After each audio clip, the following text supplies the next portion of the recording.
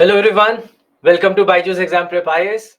Today we are here with the 11th class of Science and Technology where we'll discuss some of the very important topics related to this year's examination as well.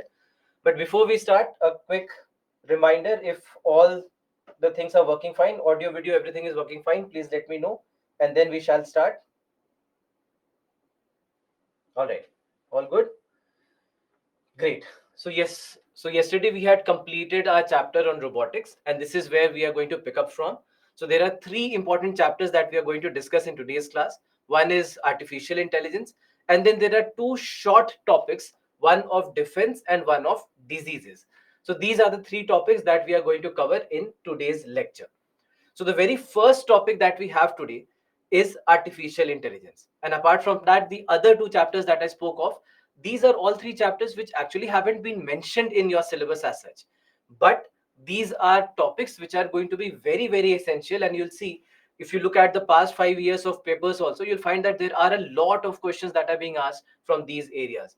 And these are areas often where you also see that a lot of news articles in your newspapers are also there. So that's why it makes it very relevant for your exam, that even if they don't ask you a static question, at least something related to the current affairs can be asked in your paper. So that's why these three chapters are more relevant from the perspective of the current events that are happening around the world right now. So we'll also discuss some of the new important events that we see in this area. So let's start with artificial intelligence as our first topic. Now, when we say artificial intelligence, what is the meaning of artificial intelligence? So there are two words that you see here. One is artificial and second is intelligence, correct? Now, when it comes to these two topics, artificial is what? Artificial is something which is man-made, something that we are creating, something which has not been created by nature is artificial, right? And on the other hand, you have this term intelligence. Now, how do we define intelligence? Is it that somebody who is good in academics, good with mathematics and science, or good in some subject and scoring very high marks in the examination? Is that the only definition of intelligence? The answer, of course, is no. Intelligence is a lot of things. Intelligence is a lot of different ways in which you can gauge the cognitive abilities of a person, the thinking abilities of a person, the decision making abilities of a person. So all these things, they all amount to intelligence. All right. So that's why when you are able to give these cognitive abilities, impart these cognitive abilities to any machine or any software, then in that case we can call it as artificial intelligence.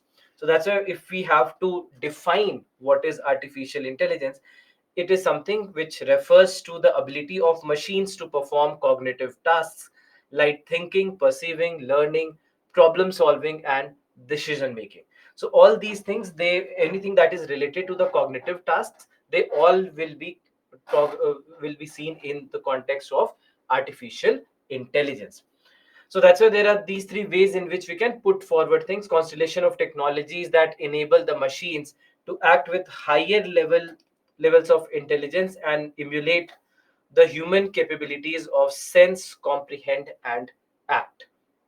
So that's why when we are looking at all these kind of activities, anything that is, let's say if somebody is able to do all these things efficiently, intelligently, then we say that okay, that person is intelligent. So this is how we basically define intelligence. Now overall, when it comes to artificial intelligence, this is where all these kind of abilities are being given to a certain machine or software with the help of certain programming and certain training that we are doing, and that's why it is artificial intelligence. Now, when it comes to artificial intelligence, today you have multiple number of examples, and I'm sure that I need not even tell you the examples of artificial intelligence. Everywhere in your life, probably every app that you're using on your mobile phone, everything that you are doing in the digital space, in one way or the other, that digital space is perhaps using artificial intelligence for their own benefit and also to communicate better with their customers. So in one way or the other, there are a lot of platforms, a lot of apps, probably everyone who is there in the digital space, in one way or the other, they perhaps are making the use of artificial intelligence. So that's why when it comes to artificial intelligence, this is something that has become part and parcel of our lives. And that's why from the biggest of the things to the smallest of the things in the world, everything is related to artificial intelligence in today's age. So for example, let's say, okay, let me just give you some examples. Biggest of the things, for example, let's say space technology we discussed about. Sorry. So in space technology we discussed that there are so many satellites, right? And all these satellites, they keep on sending information back to the earth. Now processing of that information is not that easy. There are, let's say, thousands of images that are being sent probably every minute or every hour, and all that has to be processed, correct? Everything has to be processed. So in that sense, when it comes to processing of all that information quickly with very high accuracy, that can be done only with something which is related to artificial intelligence, where artificial intelligence can understand the patterns, recognize the patterns, and based on that it can give an output. So all these things, whether in the medical field, in agriculture, in space technology, nanotechnology, biotechnology, every sector that we discussed, each and every sector in one way or the other is making the use of artificial intelligence. So from the biggest of the things to the smallest parts of your life. So for example, there are so many targeted advertisements today that, let's say, if you do a normal internet search on your mobile phone or your on your laptop, etc., you'll see that whatever you might have searched, you'll start getting advertisements for them. That you go to your social media handles or you go to a basic, let's say, Google page or YouTube page, you'll see that those kind of advertisements will start coming up. The advertisements that basically have been picked up from your maybe mobile devices or maybe your laptops, computers, etc., because you searched for something, because you were looking for something, and then they think that, okay, fine, let us give more advertisements of the same, so that you perhaps will go and, let's say, for example, if you are on an e-commerce website like Amazon, Flipkart, etc., and you go and buy, you just type something and you search for something and you don't buy. But when you come back and you start searching all the other uh, websites, etc., you'll see that you will start getting those advertisements what you searched for. So those advertisements will ensure that you don't forget that you had to buy something that you have not bought yet, and it needs to be bought. So unfortunately what happens is that this is how they can also lure you. So there are a lot of ways. That's why there are a lot of positive ways and there are a lot of negative ways in which artificial intelligence today is being used. So when it comes to artificial intelligence, there are certain terms that we need to know. There are certain terms that we must be aware of. So what is artificial intelligence? What do we mean by machine learning? What do we mean by deep learning? And there is another term, that is neural network. So all these four terms will try to understand that how machine learning or deep learning or neural network, all these things are a part of artificial intelligence. How do they make up artificial intelligence? So we'll try to understand that as well. All right. So it will become a part of our discussion, and that is where we begin from. Because artificial intelligence or artificially imparting the cognitive abilities into a machine is something that can be done with the help of machine learning or deep learning or neural network. So let's try to understand that. So first and foremost, when it comes to machine learning, what do we mean by machine learning? So machine learning is when the machine is learning. All right. So ability of the machines to learn is called as machine learning. So so that's why it means the ability to learn without being explicitly programmed. Now let's try to understand uh, how exactly all these things work. All right. Let me just give you an example. When I'm saying that, okay, this is the ability to learn without being explicitly programmed, what's the meaning? Suppose that you have a calculator. Let me just give you a very simple example. Suppose you have a calculator. What do you do in a calculator? You type the numbers, you type the symbols so that you get the result, right? So for example, let's say you go and type 2 plus 2 equal to. So as soon as you type 2 plus 2 equal to, you see the result being displayed as 4, correct? So the result displayed is 4 because you type 2 plus 2 equal to. Now if let's, and this is a normal machine, this is a normal machine where you have to give all the inputs to get your answer. But if the same calculator was based on artificial intelligence, let's say that it was based on artificial intelligence, then what happens? Then what happens is, suppose that you have typed 2 plus 2 equal to multiple number of times, let's say 50 times, 100 times. Then what happens is that artificial intelligence, it will start understanding the pattern, it will start recognizing the pattern, and as soon as it recognizes the pattern, this is where we see that it will start giving you suggestions. So what might happen later is that if you type 2 plus, it will automatically suggest that this is probably what you mean. The artificial intelligence that has been imparted in this calculator, it has understood now that okay, this is a weird person who likes to type 2 plus 2 equal to multiple number of times. So that has been recognized, and that's the reason why they would now start giving you that suggestion. And I'm very sure that you've seen that when you do a basic Google search.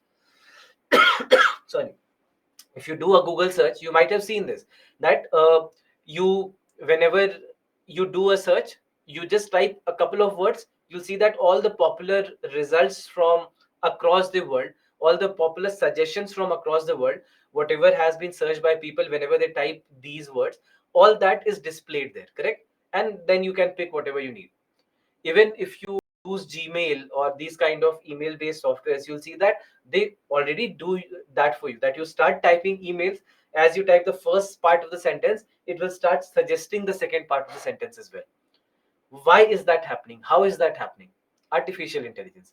And what is behind that artificial intelligence? Machine learning. All right, so this is what machine learning is, where machines are trying to recognize the patterns. All right, they're trying to recognize the patterns, and hence they are able to give you better results. They are able to give you better suggestions. So that's why in this particular scenario, this is what we see, that instead of hand coding the software libraries with well defined specific instructions for a particular task, the machine gets trained. The machine gets trained using large amounts of data and algorithms, and in turn gains the capability to perform specific tasks. So this is basically what we do, that instead of programming them, we are trying to train them. We are trying to train them so that they can come out with the result on their own.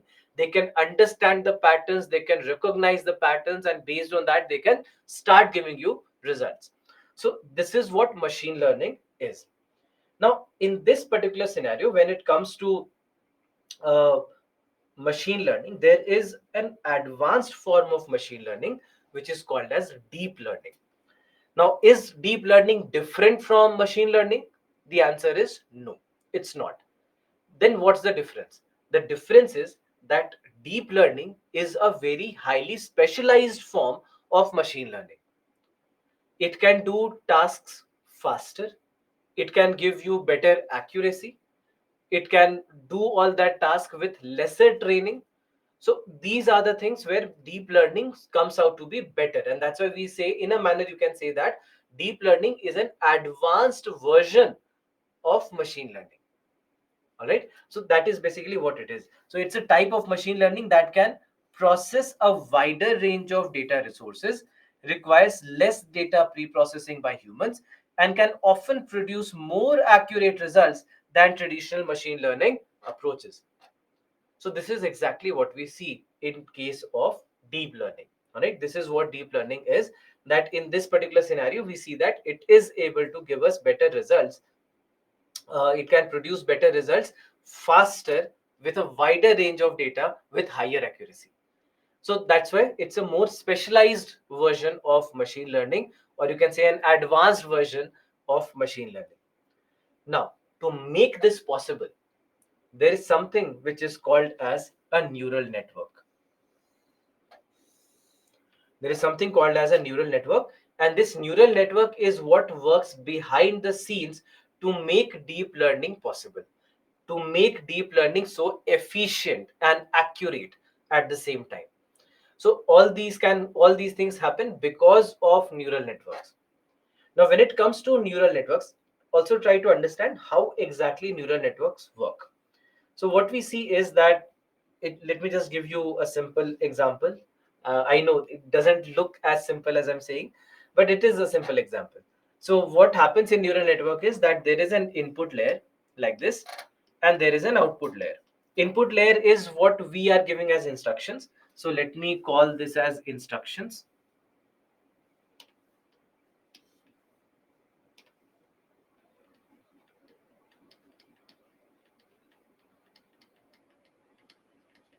All right. So input layer is more of instructions, and output layer is basically the result. All right. The result that you're getting on the basis of the instructions that we've given, that is where input layer and output layer are. And what is then hidden layers?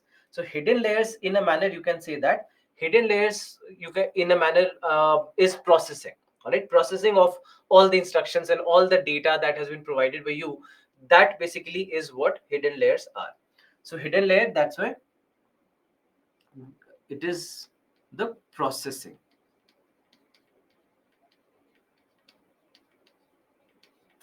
All right, so hidden layer basically is processing.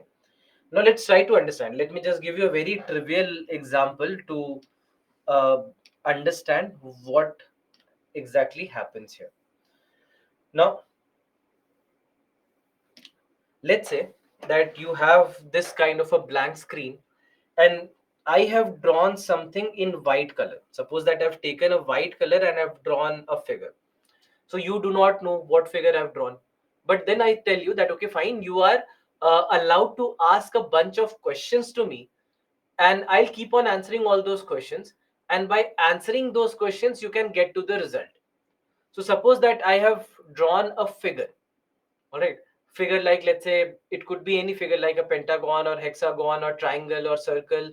It can be any one of these figures. All right. So you just know that there is some figure drawn.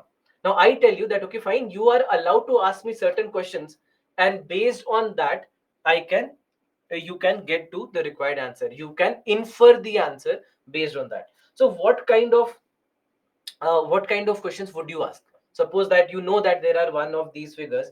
What kind of questions would you ask? You tell me in the comments. You please tell me, and then I'll tell you. All right. So Ravi, you have the first question. A good question. Is it a polygon?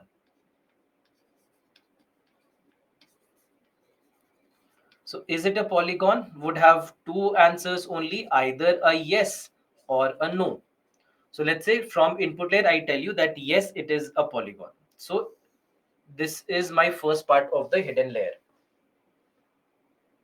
So, okay. So as a couple of you have said that next could be about number of sides.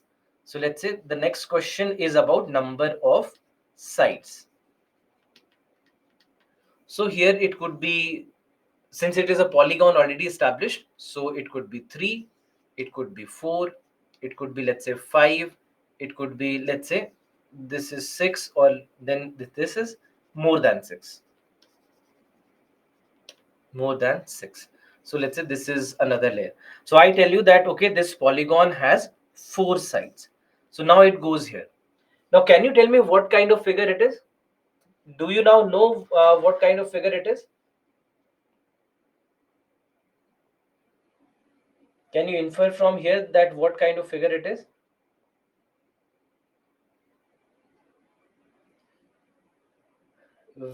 Yet we can't, correct? We cannot really say that it is rectangle or square yet, right? We cannot.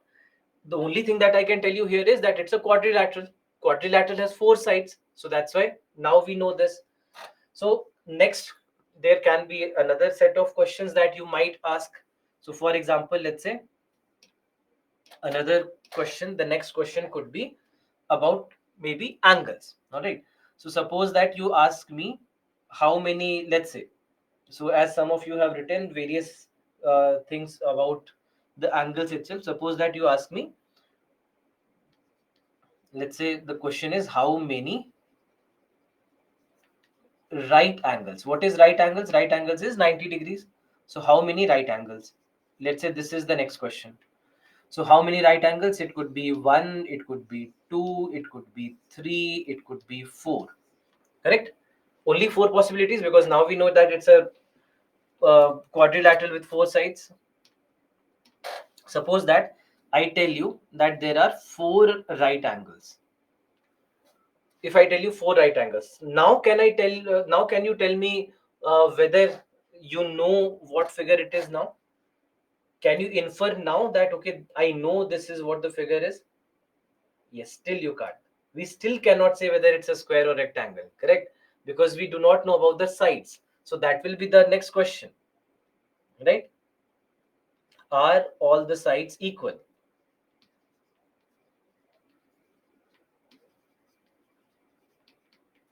So this becomes a yes and no question. Are all the sides equal? So I say yes, all the sides are equal. Now what happens? You can infer now, and your output layer will say that now it is a square, because all the sides are equal, all the angles are equal. So now we can say that it is a square. So input layer was the figure that was drawn, and output layer is what has told you that okay, this is what the figure is. So on the basis of all the, you can say, flow charts and all the algorithms that are running, all these, they basically form the hidden layers. All right. So these are the these are the hidden layers. Now look, I have, this example is a very trivial example. Artificial intelligence based systems or deep learning based systems are not as easy or as simple. They are way more complex than what I have represented here. But this is basically just to explain you that this is how the processing of the hidden layers would work. So this will be the hidden layers. This will be, this square is where I get the output layer.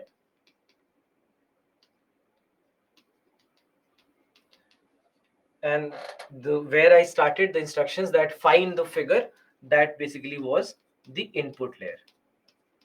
So this is, I mean, just a very trivial toned down version of what exactly happens and what goes behind the scenes. So this is how neural networks work. So that is what we mean by having an input layer, an output layer, and a bunch of hidden layers between. So based on that, all these calculations, computations will be done, and then ultimately you get your given result. Now, when it comes to artificial intelligence, there are different ways in which we categorize artificial intelligence. So on the basis of the ways of working, we see that there are various ways in which we are able to classify.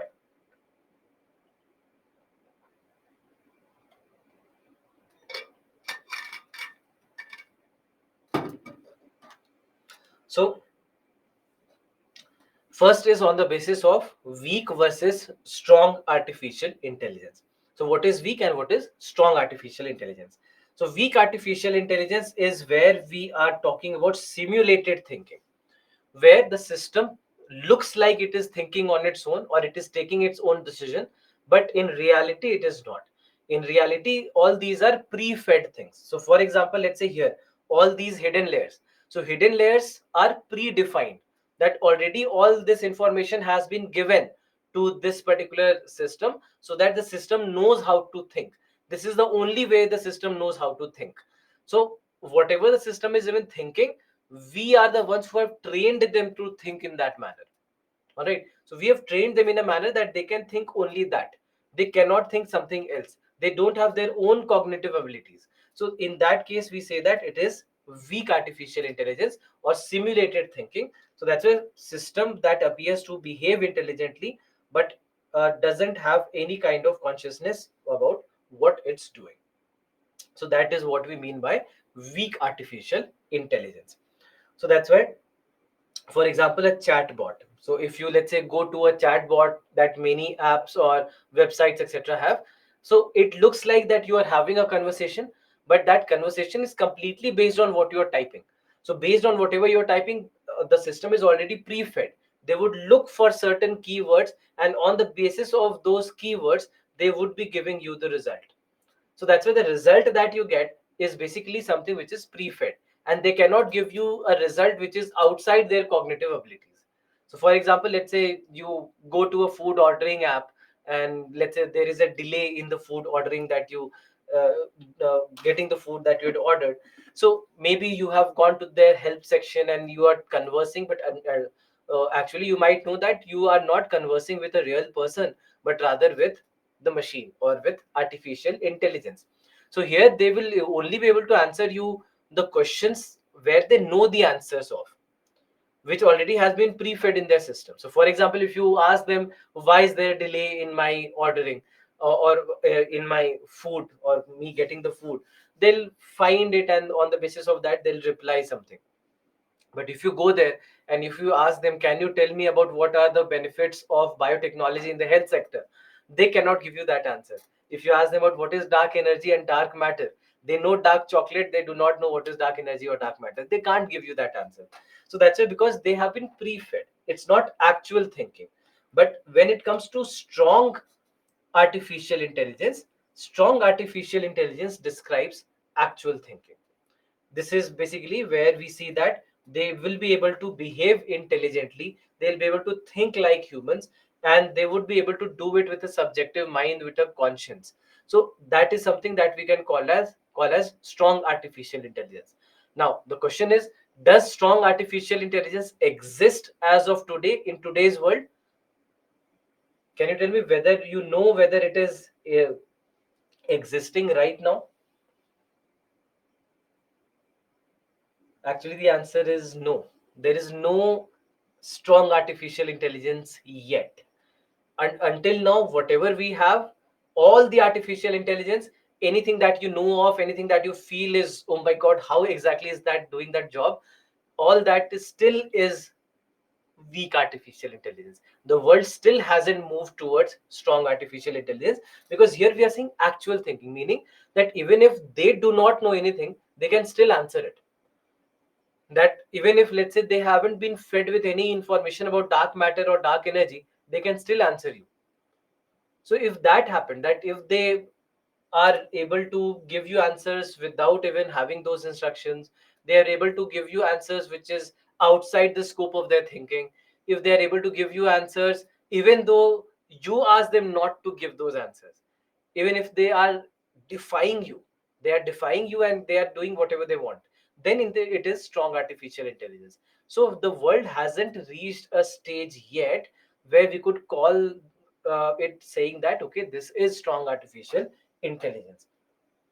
All right. So this is the first way of classifying. Then the second way of classifying is on the basis of narrow and general artificial intelligence. Now, narrow artificial intelligence is when an artificial intelligence can do a limited number of tasks. And so, for example, it can do only one kind of job. That, for example, a software that has been designed to translate can only translate for you. It cannot process audio, right? It cannot do something else. It has been designed to do something, and it knows only to do that, how to do that, and nothing beyond it. So that is narrow artificial intelligence, limited to a single or a set number of tasks. But when it comes to general artificial intelligence, this is where we are talking about a complete wide range of tasks in a wide range of environments. So that will be called as general artificial intelligence, where it is able to perform multiple different types of work in multiple different environments. So that will call as general artificial intelligence. So that's why general artificial intelligence will be much closer to our intelligence, because we do multiple number of things in a day, correct? So all those things we are doing because our brain allows us to do that. But artificial intelligence perhaps cannot do all that job in a single day in various different environments, correct? So that basically is what we mean by general artificial intelligence.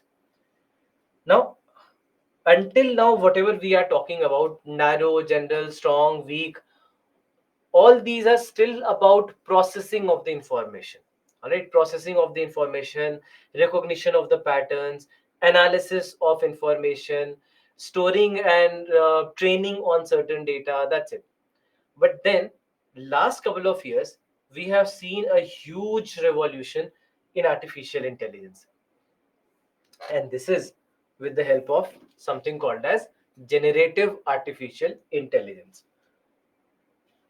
Now, when it comes to generative artificial intelligence, what do we mean by this? Generative artificial intelligence as a concept has been there here and there, but it got introduced to the world in November 2022. In November 2022, there is something called as Chat GPT, and this Chat GPT was released in November 2022. And this is when world for the first time saw what artificial intelligence can actually do. Everything that we think of, or everything that artificial intelligence has been doing until now, or even I would say today, it's still not what actually can be done using artificial intelligence. But generative AI showed us a new face of artificial intelligence, which something that we could not imagine yet. So what do we mean by generative AI or generative artificial intelligence? So it's a kind of artificial intelligence that is designed to create new content such as images, videos, text, music, everything that is similar to or distinguishable from whatever could have been created by a human. So this is how generative AI works. So that's why this is where we see that it becomes a game changer in the field of generative AI. And there are a lot of things. It can generate text, it can generate music, it can generate video, it can generate audio, it can generate any kind of information very similar to how a human would have generated this information. And there are lots of examples. Mona Lisa, do you see there is something different in this Mona Lisa? It's not the exact Mona Lisa that you probably have imagined or you have been seeing all your life. This is a Mona Lisa which is different from that. Correct? It's a Mona Lisa which has a mohawk. Now, doing this with artificial intelligence is a 10-second job today. You only have to go to a software like, let's say, something like a DAL-E. There is an there is a generative AI software or program called as DAL-E. Now, what does DAL-E do? It basically creates images. It can create images, all right? So you simply have to give it an instruction that please create an image of Mona Lisa with a mohawk for me. That's it. And in the next 15 to 20 seconds, you perhaps will get an image like this. Done. I'll show you another example. This is what I did. I gave an instruction. Please create an image with a person sitting on a bamboo chair at the front of his farmhouse located in the middle of a forest with a stream running beside the house. So this is basically what I had given as an instruction. And in the next 20 seconds, I got this picture. In the next 20 seconds, I did this with Chat GPT. And in the next 20 seconds, I saw that Chat GPT gave me this particular image. Now just imagine the detailing of this image as well, that how exactly it has been able to generate such a detailed image so quickly. And if, let's say, for example, I had this kind of a work and I wanted this image to be created, I probably would have to go to a creator. I would go to an artist. Then I would give maybe 2 weeks of time or maybe a month's time for the artist also to think and to create something that is close to what I want. And then the artist probably will give me the final result, and I'll also pay a lot for that. And ultimately, a month later, maybe at least a week later, I'll get my image. All that happened within 15, 20 seconds, not more than that. I could have asked variations as well. That okay, do this, add this, subtract this, do this modification, and it would have done all that in just a span of maybe next 10 to 15 seconds. So that's how fast generative AI is, and that's also on one hand great for somebody's productivity, but on the other hand, it's disastrous for a lot of employment, a lot of people who are able to get their employment out of these kind of jobs. So today all these things are changing a lot. So for example, there was, a post, there was a social media post by somebody who is very significant in the software world, and he had posted that generally I would, if I had a requirement, if I had to get a program written, I would go to my social media handles and say that okay, this is my requirement. Whoever thinks that they can complete this requirement of mine, you can say that, and the for the project I would pay something. So there was one particular project for which he asked for the same thing. So a programmer who he finalized that, okay, this person would work for me and create this program. The programmer asked for, I think, 2 weeks of time, and I think $1,000, if I'm not wrong. Right? So $1,000 and 2 weeks of time is what was asked for. Now he said that I gave the same requirement. I went to Chat GPT and then I gave the same requirement. In the next 30 seconds, I got the program, a written version of the program, and for no cost. Chat GPT one version is available for free. So something that could have taken up to 2 weeks of time, and then there could have been iterations where some modifications here and there in the program would be done. All that was done in 30 seconds at zero cost. So this is how the things have changed. And just imagine for the person who gets paid for all that, who has his or her livelihood dependent on projects like this, all that is gone because of generative AI. So that's how fast the things are changing. That's how fast the things are changing. And that's why we see that it can become very dangerous in the future. So there are a lot of positives, but at the same time, there are a lot of shortcomings. And that's why we need to be aware of all the positives and the shortcomings so that there can be a use of some a software like this or program like this, which can help. So there are all these things. So whether it is images or let's say whether it is text. Another example I'll show you. Give me, and this again is something that I typed. Give me a script for a 10-minute lecture on artificial intelligence. And this is how it gave me the script in the next 20, 30 odd seconds. Good afternoon, everyone. Going to talk about one of the most fascinating and rapidly growing fields in computer science, artificial intelligence. Development of computer systems can perform the task usually requires human intelligence. So just imagine that I got this within 30 seconds. I'm I'm not saying that I used it. I'm just giving you an example. All the lectures that I take has been created by me. All the ideation has been done by me. There is no chat GPT. There is no AI that I've used in ideation of all these lectures. So please don't think that the lecture that you're getting is an AI based lecture. It could have been, but it is not. So, but it's a possibility. And what I'm saying is that it's a possibility today.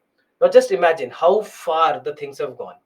Today, there is a software by Microsoft called as Vasa. All right, there is Vasa 1. Now, what Vasa 1 can do is that even if it has your picture, suppose that you have my picture. So from this picture itself, you can create a video. So just by having my picture, you can process this picture and create a video out of it. Just imagine this. So somebody who has my picture can create a video out of my visuals. One thing. Second, there is voice processing that is possible today. That if somebody wants a voice that is like me, that's doable today. So all they would need is a sample of my voice. They would might be they would you can just voice record perhaps for a minute, and you have 1 minute voice recording of my voice. You have the voice, you have sampled the voice, you have my photograph, so you have sampled the video, and then let's say you had to deliver an online lecture. What do you need is a script. Where can you get that script? Chat GPT. So you get the script, let's say you get a 5 minute script. So you have the script, you can feed that script to the voice can read out the script in the same voice, and then Vasa 1 can create a video out of it. Then where am I required, or where is anyone like me required? Probably, you know what. So then I'll have to find careers which are alternate careers where artificial intelligence will take time to reach. So I'll have to start finding those kind of things. So just imagine that today it is doable. I'm not even talking about a future that okay, this is something that can be done, or there will be a day when we'll be able to do that. Today we are capable of doing all this. So there is deep fake also. You might have heard of deep fake. So in case of deep fake also, it's something similar, that video can be created, right? Video can be created very easily. So that's why we see that overall all these things actually are possible today. right? All these things are possible today, and artificial intelligence and especially generative AI has made it possible. Now, what let's also try to understand how does this generative AI work. So generative AI also works on neural network, and this is the name of the neural network, called as generative adversarial network. Now, how does generative adversarial network works? Just try to understand that. So here what happens is that in case of this, or also called as GAN, now there are two things here. There is something called as a generator. There is something called as a generator, and then there is something called as a differentiator.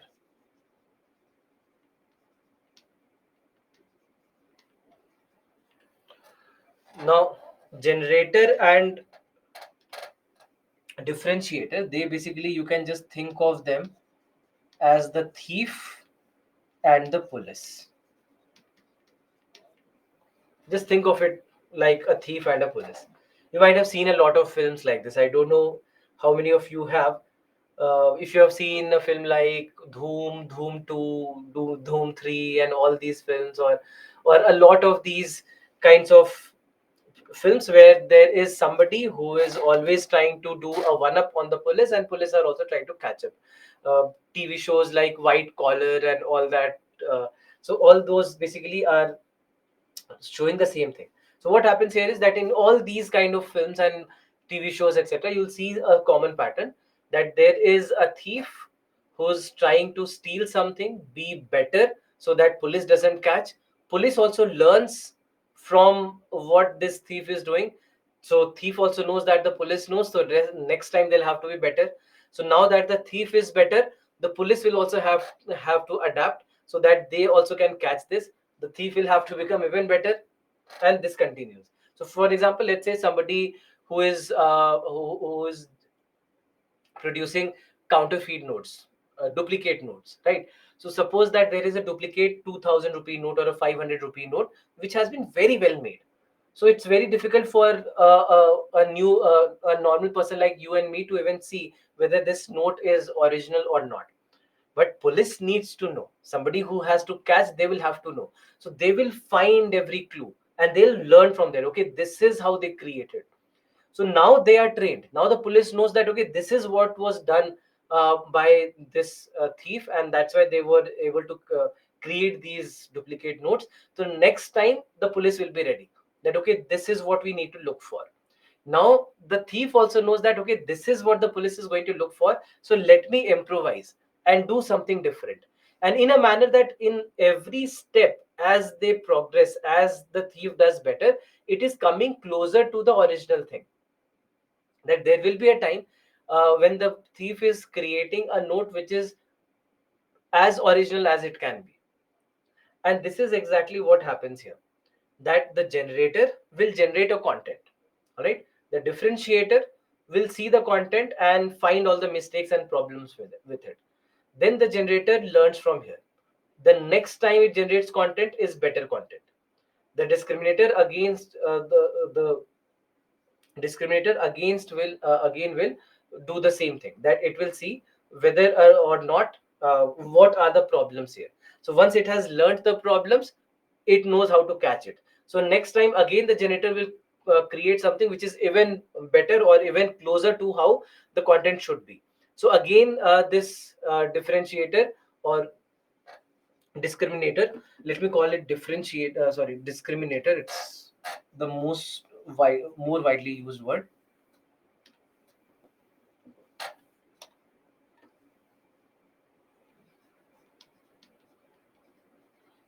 Discriminator, or in this particular scenario. So basically this is what happens, that in these cases we'll see that one step at a time generator will keep on creating better content, and the discriminator will try to understand how where the mistakes are. So there will be a point when generator is generating a content which is as real as it can be. So that's why what you get from a GPT, or what you get from a generative AI is something which looks like that a human has written it. It doesn't even look like that a human has not written it. It is how a human would write it, and that is exactly how the things are. So this is how this neural network works. That one step at a time, it keeps on creating better content, and until that point, that generator can create a content which is as original as it can be. Now, combining all this, there is something which is called as super intelligence. Now, super intelligence, in a manner, we say that it is a combination of general and strong artificial intelligence. Now, general and strong. General meaning a wide variety of tasks can be done. Strong meaning that all those tasks can be done on their own. So, super intelligence is where we can say that artificial intelligence surpasses human intelligence if it ever does. The point where our AI is able to do better than humans, that it can think faster, it can think better, it can do a lot of things together. So, all these things, whenever AI has, this is something that we will call as super intelligence. And super intelligence is what all the movies and TV shows have been warning you about, that this is where AI will take over the world and the world will be destroyed and everything will be based on AI. So all those things basically is what super intelligence is all about. So that's why super intelligence, just remember that it's a combination, supposed to be a combination of general and strong AI.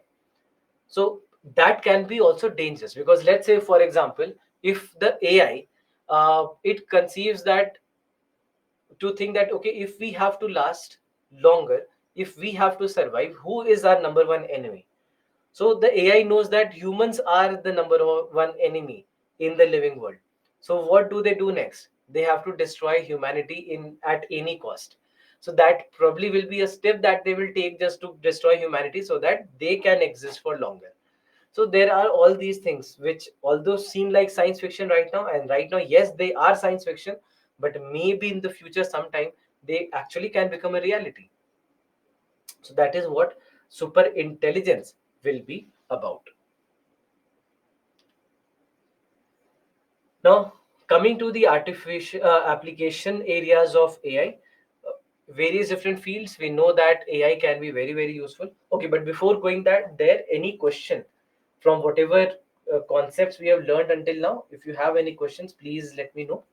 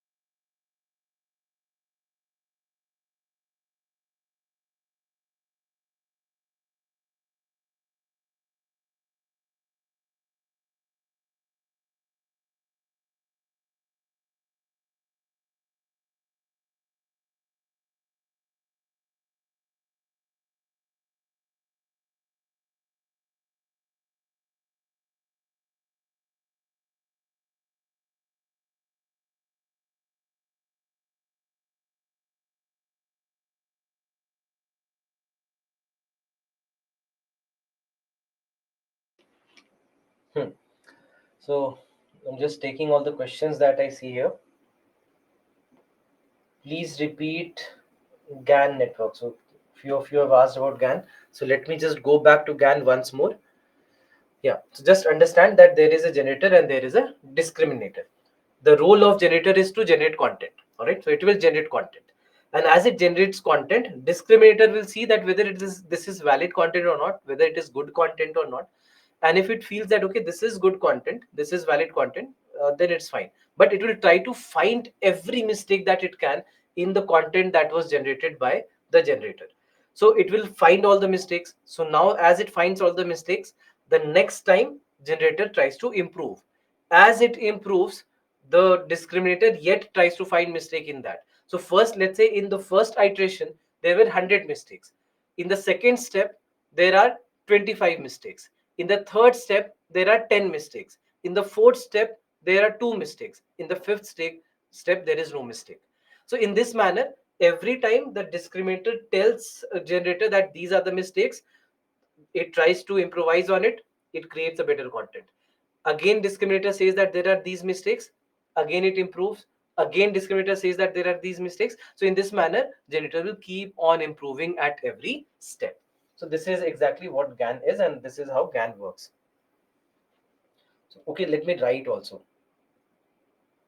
Generator generates content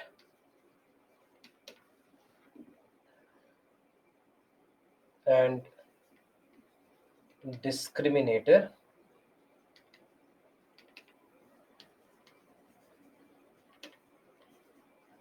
tries to find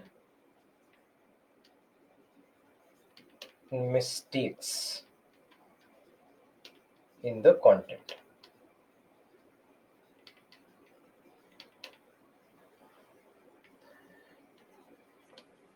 Generator improvises based on the input by discriminator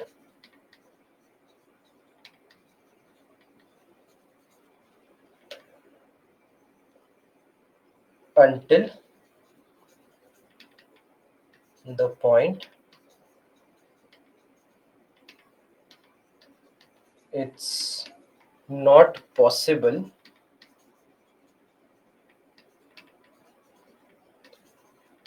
to differentiate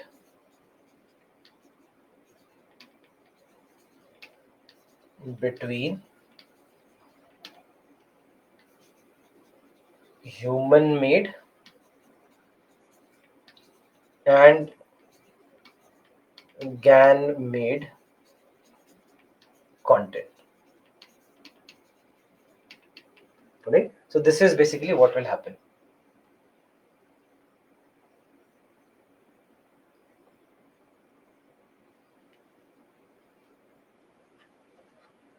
Super intelligence. So super intelligence, we are saying that this is where artificial intelligence can do everything on its own without having to take any permission, any input, any instruction from the humans. They can think on their own, they can act on their own, they can do everything on their own. So that is super intelligence. Why 3 input layers will give only 1 output layer? No, there is nothing like that. There is only 1 input and 1 output layer. Look at this. So basically layer is this, all right? So it doesn't mean that there are 3 inputs. There are these instructions. So whatever instructions you give, it will all be processed. So layer is only 1, but hidden layers, you see that there are 3 hidden layers that you can see here. So input layer is only 1 layer. There are 3 hidden layers here, and there is only 1 output layer here. And output always will be the result that you get. So if let's say it needs to give you 5 results, it will give you 5 results. That's not the problem. All right. So layer wise, input and output layer will only be 1. Is ChatGPT general AI? No, we can't say that, because it will have to do multiple number of tasks, different tasks. Ultimately, it is just a generative AI that knows how to generate information based on the instructions given by you. See, hidden layer is where all the processing is being done internally, where you are not doing anything. So for example, when you are just giving instructions, you have just asked a question. Now it is trying to figure out how to answer the question. So while it is figuring out, it is hidden. You do not know how it is trying to figure out. You only get the result, correct? You have given the information and you are only getting the result. In between what happened, you do not know. So that processing where it happens, that all these questions, for example, that processing where it happens, that is hidden layer. Difference between discriminator and generator, as I told you that discriminator and generator is like the thief, where they are trying to create something which is very close to original but it is not original, and discriminator is like police, which is trying to catch that fakeness in the content created. Is Swiggy chatbot example of narrow AI? Yeah, both narrow AI and weak AI. It can be called both. Today's webinar on no webinar has been scheduled for Monday evening. Monday 8:30 p.m. is the schedule for the webinar that I could not take yesterday. Your opinion on use of AI in F-14 by USA and its impact over upcoming military advancements and rivalry. AI, see, in the fifth generation aircraft altogether, we already see that AI has started coming in. And with AI, there will be a much better data processing, much faster data processing, and they'll be able to overcome a lot of technical challenges that they face otherwise. So they would be able to comprehend the things much better. They would be able to adapt to the situation much better. It will give them all the alternatives and how to do things and how exactly can they increase their probability of winning in the battle. So that's why once this fifth generation is completely operational, uh, still I would say that these are early days with the AI that is being used in fifth generation aircraft. But as we progress, we'll see that these fifth generation aircrafts will become even better, and that is where we'll see that the entire, let's say, war or warfare rather, the entire warfare will be taken to a level where uh, it becomes a stalemate unless one of the countries it progresses a lot and others are not able to do that. But right now, yes, US is way ahead of most of the countries. Even China has not caught up to where US is right now with their aircraft warfare, with artificial intelligence and fifth generation warfare in general. Can ChatGPT be considered strong AI? No, absolutely not. Super intelligence is just a concept, right? And it has not been developed. Yes, you are absolutely correct. It is still a concept, and scientists, many of them believe that it might never become a reality. But we always know in science, never say never. But right now, it's a concept, as you said.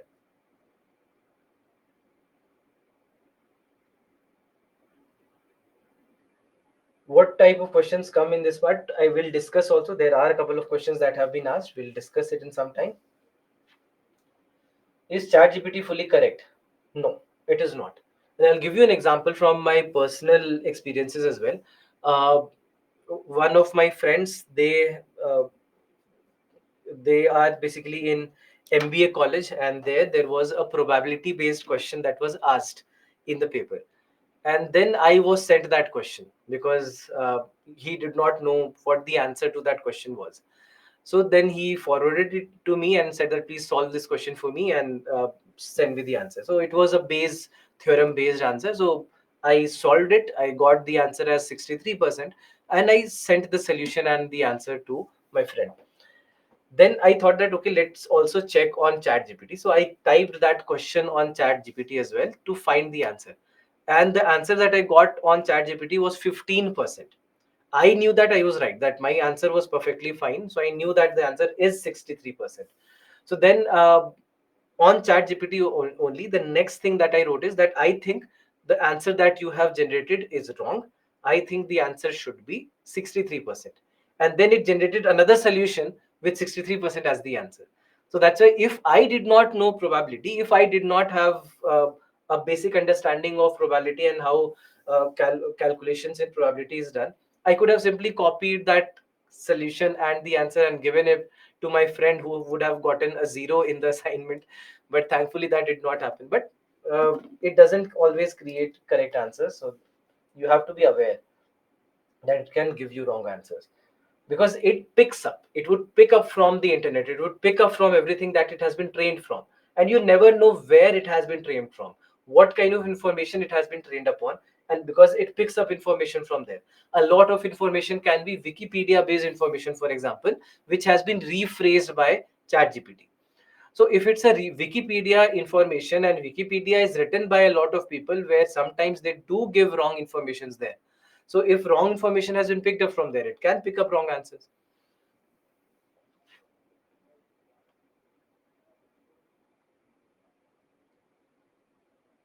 Is deep fake example of generative AI? Yes, absolutely it is. Recently, you have talked about news regarding deepfake on US president video. Yeah, deepfake, because they had done the sampling on two of the most powerful leaders, on Barack Obama and Vladimir Putin. So on these two people, they had done the sampling of deepfake, and yes, deepfake actually works in that sense. Right now, ChatGPT is weak or strong? As I told you, it is weak. Can we rely on AI for UPSC preparation or other exams? I would say 80% yes, 20% no. Because again, as I told you, that it picks up information from various sources on the internet. So many a times you cannot guarantee the correctness of the information. So that is where the problem lies.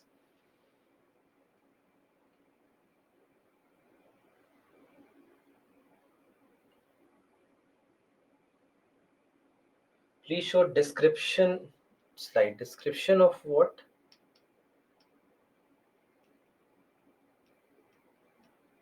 This one maybe.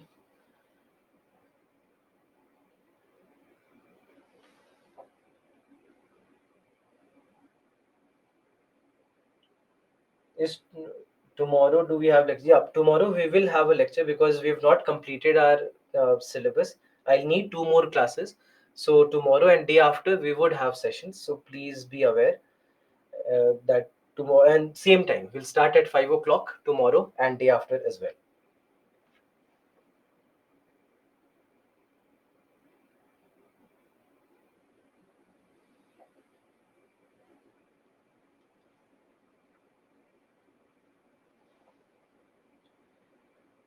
Uh, is ChatGPT destroying students' life?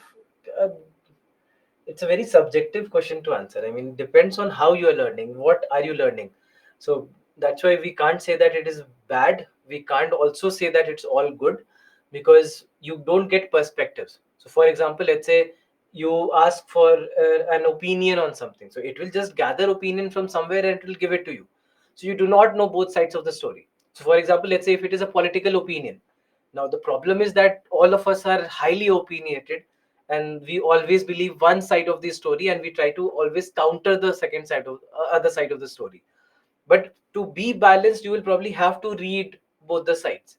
Correct? You'll have to read both the sides, and then only you need, then probably only you understand something in a much holistic manner. Correct? So that's why unless you do both the sides, that if you are reading the Wire, then you also should read the Swarajya, but not only the Swarajya or not only the Wire, because otherwise you are just feeding yourself your brain with one side of the information, because they have their own political belief and they have their sides and they have chosen their sides. So that's why that doesn't help. If you want to have an objective understanding of something, you'll need both. But let's say on Chat GPT, probably it has picked from one side or the other, whatever seemed to be more popular. So then in that case, you do not get that objectivity. So that is something that is crucial to understand, that if you want an objectivity in whatever you know, you need to learn and you have to read upon it from five different sources, 10 different sources, whatever you can find. So that's why that is something that many a times is also missing.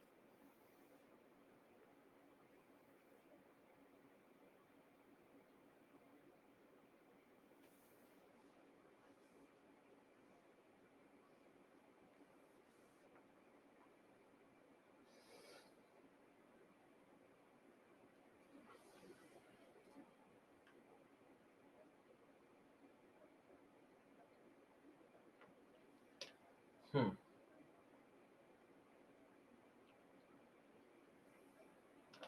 All right, so this is about generative AI. Now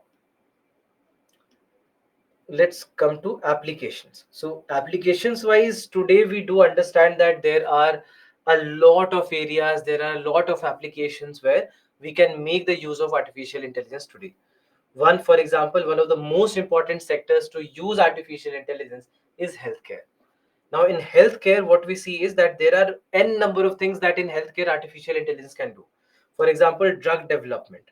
Now, drug development is where we try to understand the pathogen. We try to understand the mutations in the pathogen, genetic makeup of the pathogen, and based on that, we want to understand what can we use to attack this pathogen, whether it's a virus or a bacteria or whatever it is. So for that, artificial intelligence can be very, very useful because it can process huge amount of information that is available, all the manuscripts that have been written on maybe antiviral, antibacterial drugs, and based on that, it can gather information, process information, and it can give you an idea of how to go. Artificial intelligence is one of the reasons why we are able to get vaccines sooner now. COVID-19 vaccines.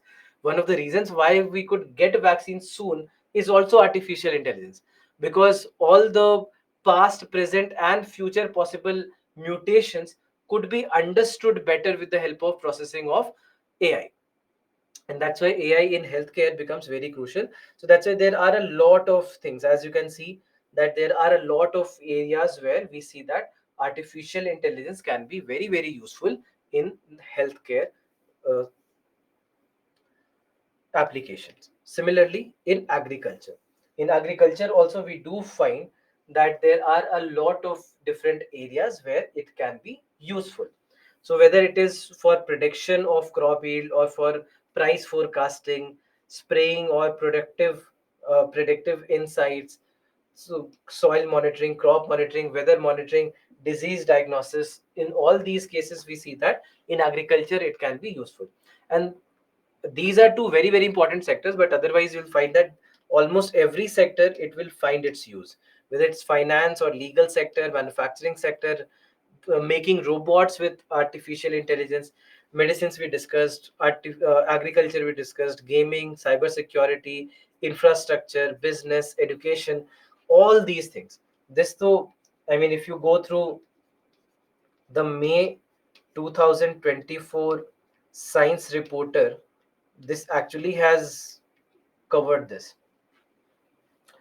So, and I'll discuss this in the webinar that I'm about to take. In that webinar, I'm going to discuss what has been discussed in Science Reporter May 2024, where it has discussed about how AI helps in education or how AI can help in education sector. So that's why we see that there are a lot of different application areas where it can be very, very useful. So that's why I'm not discussing this in detail right now. This especially I'm going to discuss in detail in the webinar. And thankfully, Science Reporter website, they call it Science Reporter, and their website doesn't work half the time. For almost quite a few days, the website was down. I thought that they closed the website or something, but then day before yesterday, finally the website was up, and then I could finally download the May edition of Science Reporter, where this very important topic has been discussed. All right, so this question, read this question, please.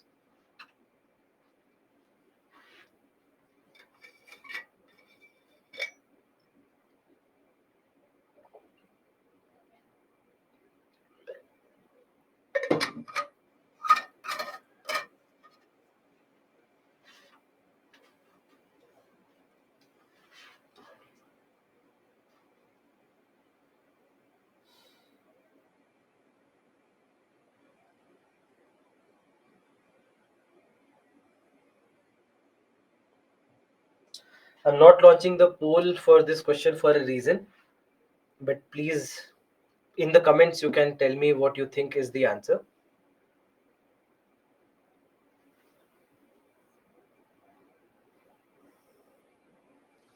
This question was asked in your 2020 prelims paper.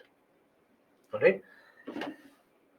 With the present state of development, artificial intelligence can effectively do which of the following? First is bring down electricity consumption in industrial units. Now, can it do this? The answer is yes, it can. Because now what we have seen is that a lot of industries, they are able to optimize their electricity depending on what unit uses most amount of electricity at what time. When do we see that electricity requirements are lesser in one of the segments? So they very easily, artificial intelligence is able to comprehend that based on the present and the past data, and based on that it can give you the idea. And electricity units are based on AI based systems now, where they are able to optimize the electricity usage in any one of their manufacturing units. So this is perfectly doable. Second is create meaningful short stories and songs. Now, can it create meaningful short stories and songs? ChatGPT can very easily do that for you. All right. So, can it do this? Today it can. But the question was asked in 2020. There was no ChatGPT back then. AI, before generative AI has been more about how it can process the information, analyze the information, predict information. So all these things, all right. So it could not generate anything. Generate anything happened later. So that's why 2020, I would say it was no, and today it is yes. Disease diagnosis, yes, of course it can. We just discussed about this. Text to speech conversion, it can. You might have seen that a lot of mobile phone softwares and laptop softwares, they do that for you now. Microsoft Office also, for example, can do that for you now. That you just either you have the text and it will read it out, or even if you read it out, it will convert it to text. Both ways it is possible. Text to speech also and speech to text also. And AI based systems, they have been able to improve upon that. So yes, it is also possible.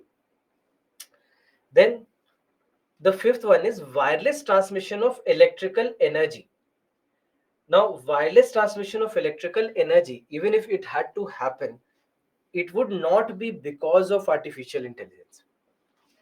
Wireless transmission is to happen, it will happen if you have certain electromagnetic properties.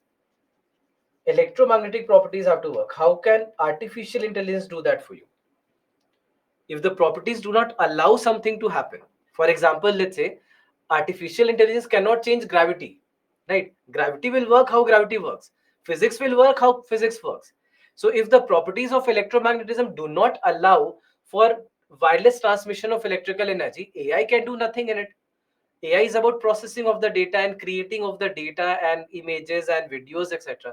Correct? So it cannot create electrical energy for you, right? So that's why it cannot mess with physics. Physics will work as physics works. So that's why fifth is still not correct. So 2, 3, and 5 would be correct when we are talking about the answer in 2020 when the question was asked. Today, if somebody asks me, I would say the answer is 1, 2, 3, and 4.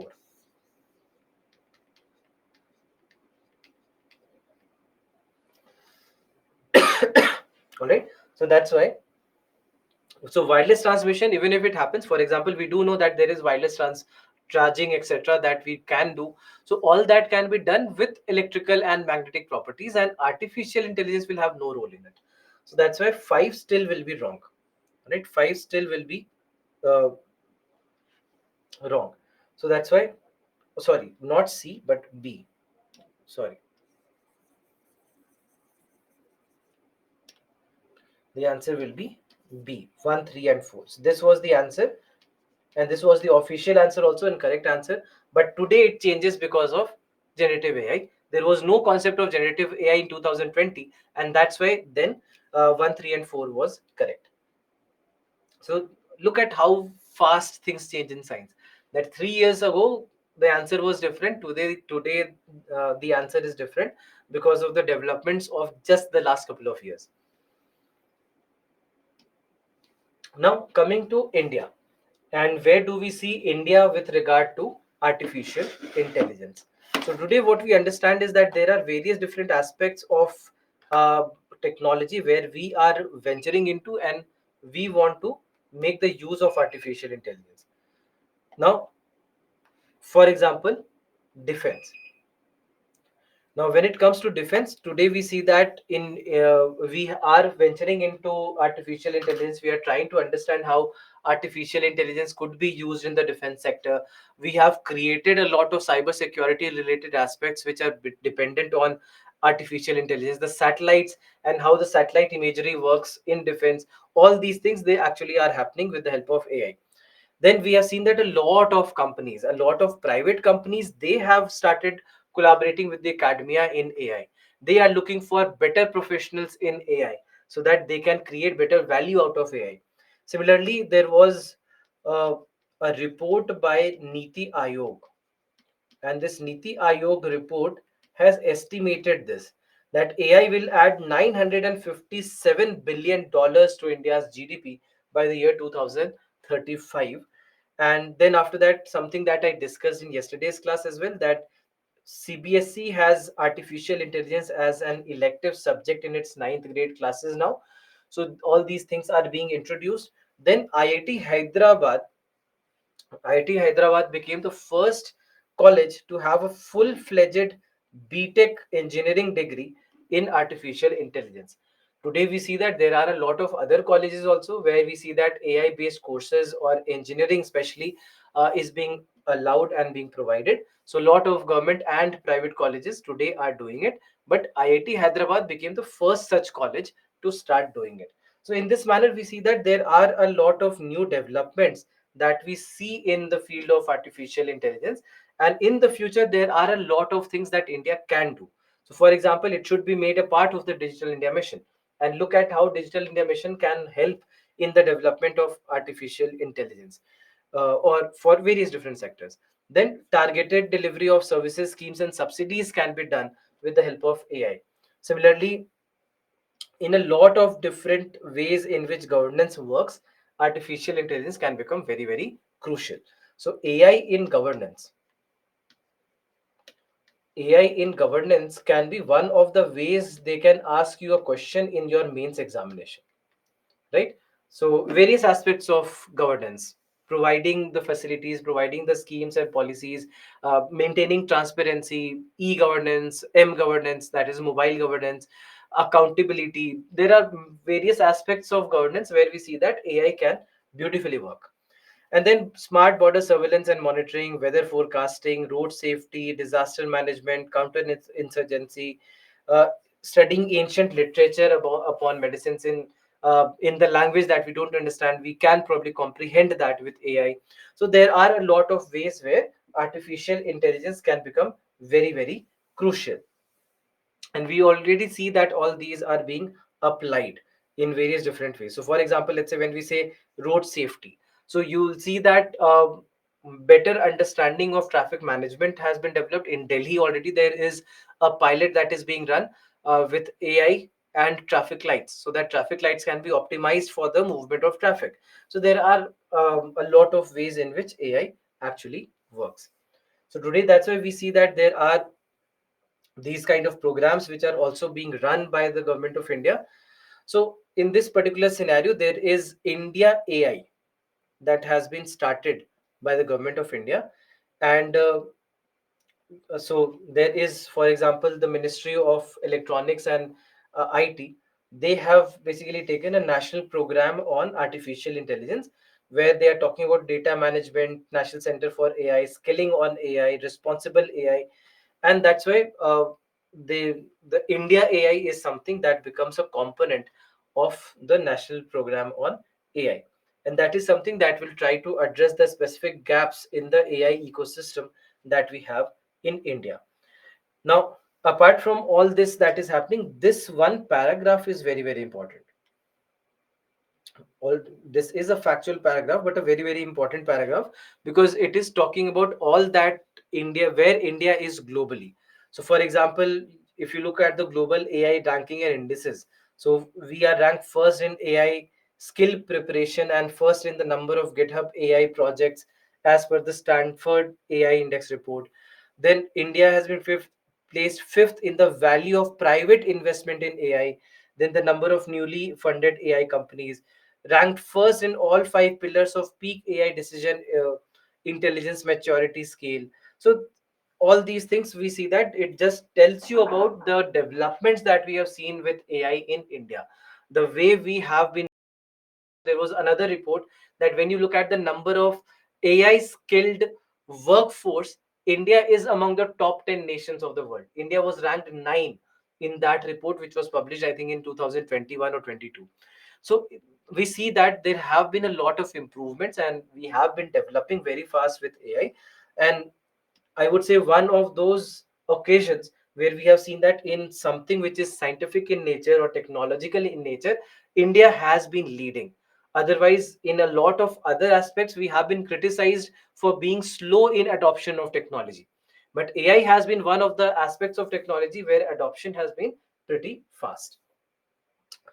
Now, the problems, the challenges.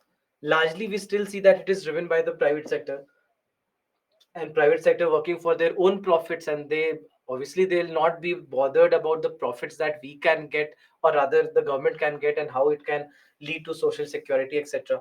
So that is one problem. Education system is still not updated. That we did discuss that, okay, IIT Hyderabad has the courses, or CBSE in class ninth has it as an elective subject, but go on the ground and ask how many schools are actually providing it as an elective subject. If you are living in a tier 1 city like something like a Delhi or Kolkata or Bengaluru, Chennai, Mumbai, etc., you probably will still find a number of schools which are providing it. But as you move on to tier 2 and tier 3 districts and villages, you wouldn't find that in class ninth there would be schools which are providing AI based courses. So there are these kind of issues that we still have. Similarly, the debate often that is picked up is poverty versus technology, something that we also discussed in the context of the Mangalyaan mission, where we very often were being told that why do you want to invest in technology, invest in poverty alleviation schemes, etc. But that's required, because as technology grows we see the growth in the entire society. It will have a trickle down effect. So it's not that it is being done something which is completely extraordinary and it is very advanced and it's a very posh technology and nobody on the ground is going to get benefit out of it. No, everyone will get benefit out of it. uh, Employment opportunities will be created, a better implementation of tasks will be done by the government. They would be able to provide the necessary help to the last person who has to get the help from the government. So there are all these things that will happen, and that's why whenever people say poverty versus technology, you have to understand that there is no versus. Technology is an enabler. Technology enables you to get out of poverty. Technology will help there. So it's not versus, it's not a versus, they cannot be pitted against one another. Technology will help in alleviation of poverty in long term. Instead of having short term policies and short term schemes and subsidies, something like an AI can help in long term. So that's why we have to understand that. Then then come the real risks. First, decrease in the demand for human labor. Now this is where we are actually afraid that a lot of AI based systems will start wiping out a lot of uh, jobs. And last couple of years we have seen that how in the tech sector especially, the largest of the tech companies, they have shed a lot of their workforce, and all that has happened mainly because of the fact that what happened. Yeah. Audible and visible, no? All good? Because my screen had gone blank, so I don't know. All right, wonderful. Yeah. So what I was saying is that we have seen that in the tech sector how a lot of jobs have gone, and that too because of artificial intelligence. And we see that in a lot of these kind of areas, AI is actually taking away jobs. I'll give you an example from a sector where we belong. So we have English medium courses and we also have Hindi medium courses. I take classes both in English medium and Hindi medium. Now, what I've seen is a huge change. We have been in English medium for a very long time. Hindi medium is something that we launched later. So, obviously, a lot of our content that was there in the English medium had to be translated to Hindi medium, right? So, for that, we used to have agencies who would hire translators, and these translators would do the job for us. That they would translate the entire manuscript, all the PPTs and all the content and all the test series, etc., whatever we have, they would do all the translations for us.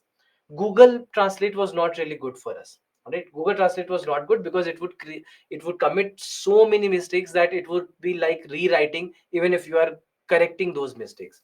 So, and this I'm talking about 2017-18, where soft translation softwares were not effective enough, and they would do a lot of wrong translations. So not effective enough. But today when you look at the translations that they're doing, today the translations are absolutely off the charts. I mean, they are doing wonderful translations. Out of every 10 sentences that I read, probably I find one or two mistakes only. So now Google Translate is doing it. Now just imagine how, I mean, when somebody is looking for productivity, it is unfortunate for the human labor, but this is what people will look for. So for example, let's say a translator, a human translator who was skilled with doing this translation, they would be able to give me like 1500 to 2000 words in a day. They would be able to translate up to 2000 words in a day. So if let's say I have a book, the book basically would be of 2 lakh words. One book probably has 2 lakh words, and they are able to do 2000. So it means that they need 100 days to complete that translation, then read, revise, correct. All that takes probably 2.5 months easily. So what happens here now is that when you're doing it through Google Translate, probably Google Translate with 90-95% accuracy has done that job for you in couple of days, and then you do the corrections maybe for another week. So something that could have taken, just imagine, around 3-4 months of time can be done in 2 weeks for free. You're not going to pay anything to Google Translate. So just imagine how things have changed. And that is where a lot of people have lost their jobs. All these agencies that used to work for companies like us, they do not have work anymore. And that is the reality, that they are doing something else today. They've tried to find something else, because one thing that counted as a skill is not required anymore. So that is where we see that there is a decrease in demand for skilled labor. Then we talk about two more things, that it might lead to moral degradation of the society. And this is again something which we see today. I mean, you go around, you see that everybody is busy with their machines, their mobile phones, their laptops, their machines. This is what means a lot for them. That if you, let's say, are standing somewhere on a rooftop, and your mobile phone drops from there and a person drops from there, I don't know whether you would pick up your mobile phone first, or you'll try to pick up that person first. Unfortunate state, but this is where we are right now, where our machines are more important for us than social interactions. So that's why we see that. Then what happens is that you do not see uh, your fellow people as humans, you see them as a resource. For example, who am I to you right now? I am a resource. More than anyone else, anything else, I am a resource who has to come here, teach science, and go back home and sleep. This is what my job is. If let's say it was an offline class and we were meeting more often, you probably will have a very different perception of me than me just standing here and delivering the lecture in front of the camera. Correct. So that is where we are right now. And who am I to you? Probably you'll, at the end of the day, you'll just go and rate my class a 4 out of 5 or a 5 out of 5, or if you don't like it, 1 out of 5. You'll do that. But did that help me? It did not. When would that help me? If I get an email from you saying that, sir, I like this class because of this reason, please continue like this, that is what will pump me up.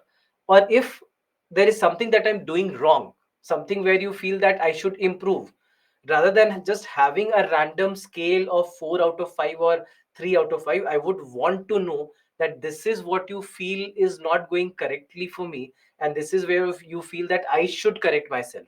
And probably that is a uh, legit suggestion, and I would try to act on that suggestion in the next class that I have with maybe some other batch.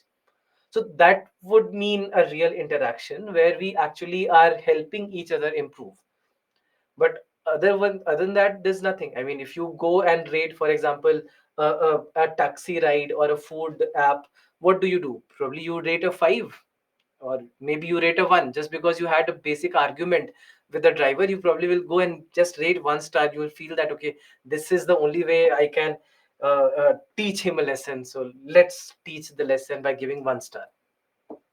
Doesn't make any difference. So that's why you have to understand that how the things are going in, I mean, without us realizing, the things are going in a direction where it should not. You might feel that you're connected to your friends all day long because you're exchanging memes with your friends, but uh, that means nothing unless you are talking, and you're not only randomly messaging things on WhatsApp, etc. So that is where we are right now, and that is where the things are headed.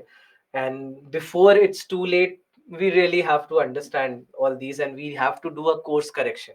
Look at your screen time on your mobile phone, and can you decrease that screen time and have more screen time, or rather more time with the nature, more time with people around you, instead of being busy on your mobile phone while there are your friends and family sitting right behind you or right beside you and also operating their own mobile phones.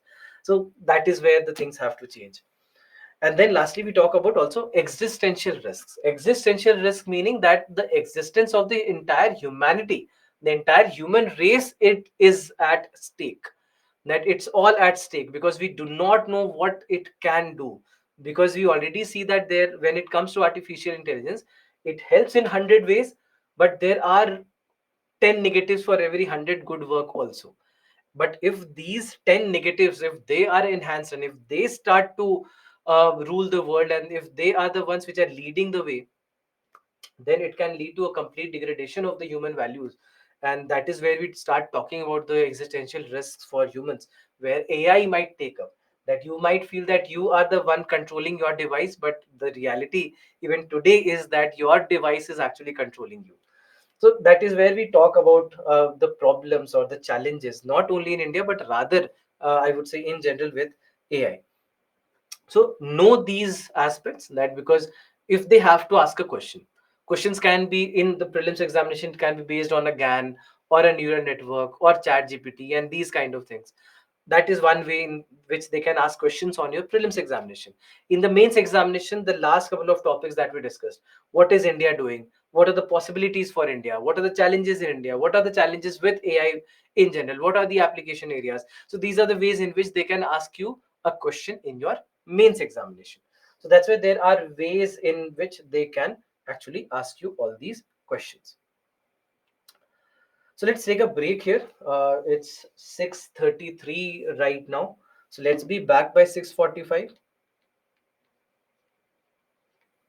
Let's be back by 6:45. Meanwhile, if you have any questions, please post your questions. When we are back from the break, I'll take your questions and then we'll proceed on to our next chapter, that is health and diseases.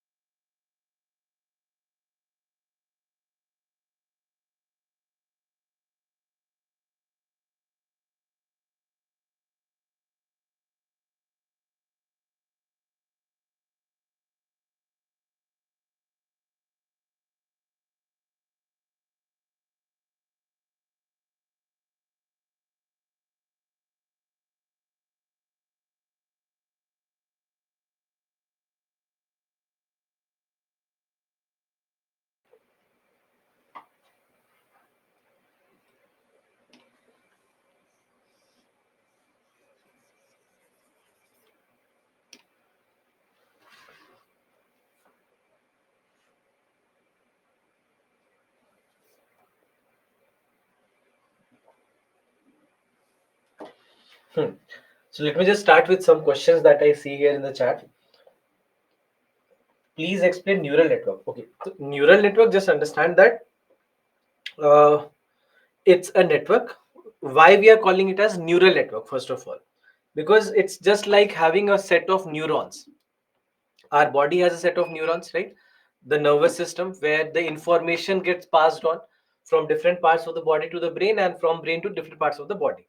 So something similar is what we are designing as a network for artificial intelligence, where the information flow will happen with different algorithms, where all the information that you are providing as input, that will be taken, that will be processed, that will be understood, and then a result will be given based on that particular processing. So that is what neural network does. What were you saying about education sector about AI? I was saying that there is an article in the Science Reporter May 2024 issue, where the central theme actually is about how AI can transform education. So I said that in the webinar that I'm about to conduct, in the webinar I will do that. I'll do that discussion.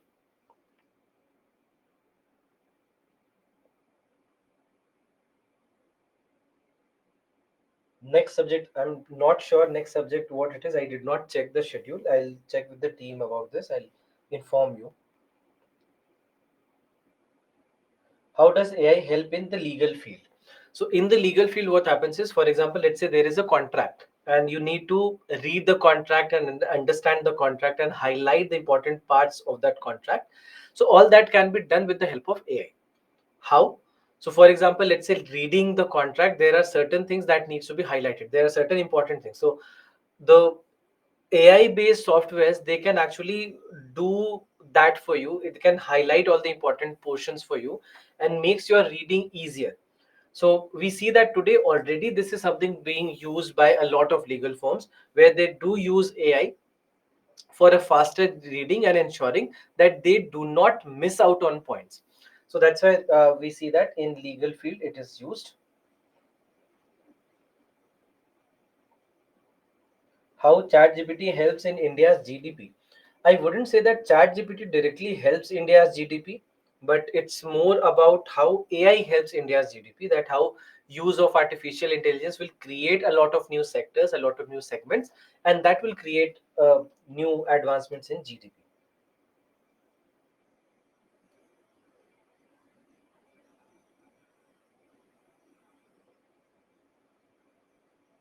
AI in medical sector. Medical sector, we already discussed that there are various ways.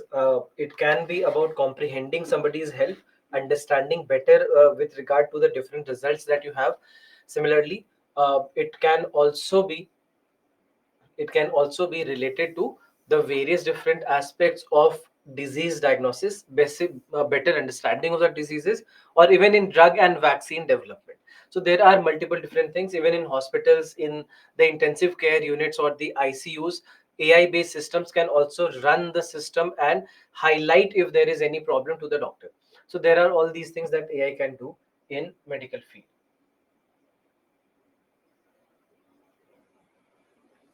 There is Super Kalam AI which helps in evaluating means answers. I've seen it. It's not up to the mark. I mean, it has to develop a lot before it can actually start doing work that is justified.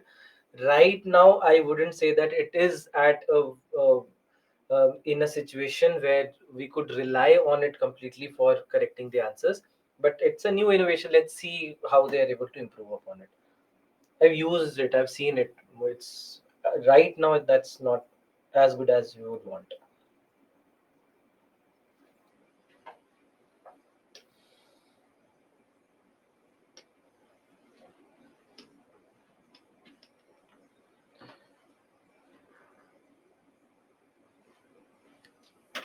Health is a state of complete physical, mental, and social well-being, and not merely absence of any disease or infirmity.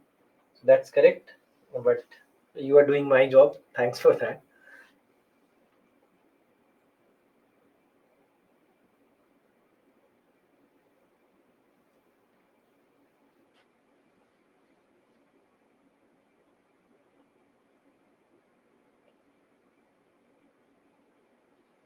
Handyman GPT is what kind of GPT? It basically is, I think, work based on the different kinds of work that you can do. Something that, let's say, an electrician, a plumber, etc., could have done for you. So those kind of jobs it can help you with. So it's like a helper. What is general AI? General AI is when we are saying that any AI system is able to do a lot of different types of tasks together. That it is not a one-dimensional uh, AI. It is a multi-dimensional AI. It can do everything. So, for example, something that can do the language processing, audio processing, video processing, and also do data processing all at the same time. Different types of work can be done at the same time. Then we say that it is uh, general AI. Please show AI in medical medicine slide. This is AI in healthcare. Yeah, this is it.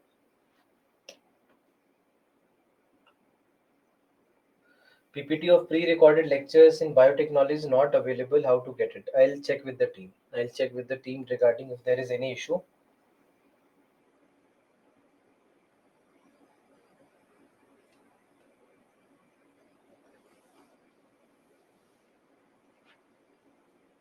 Today's class PPT. I'm not sure whether it has been.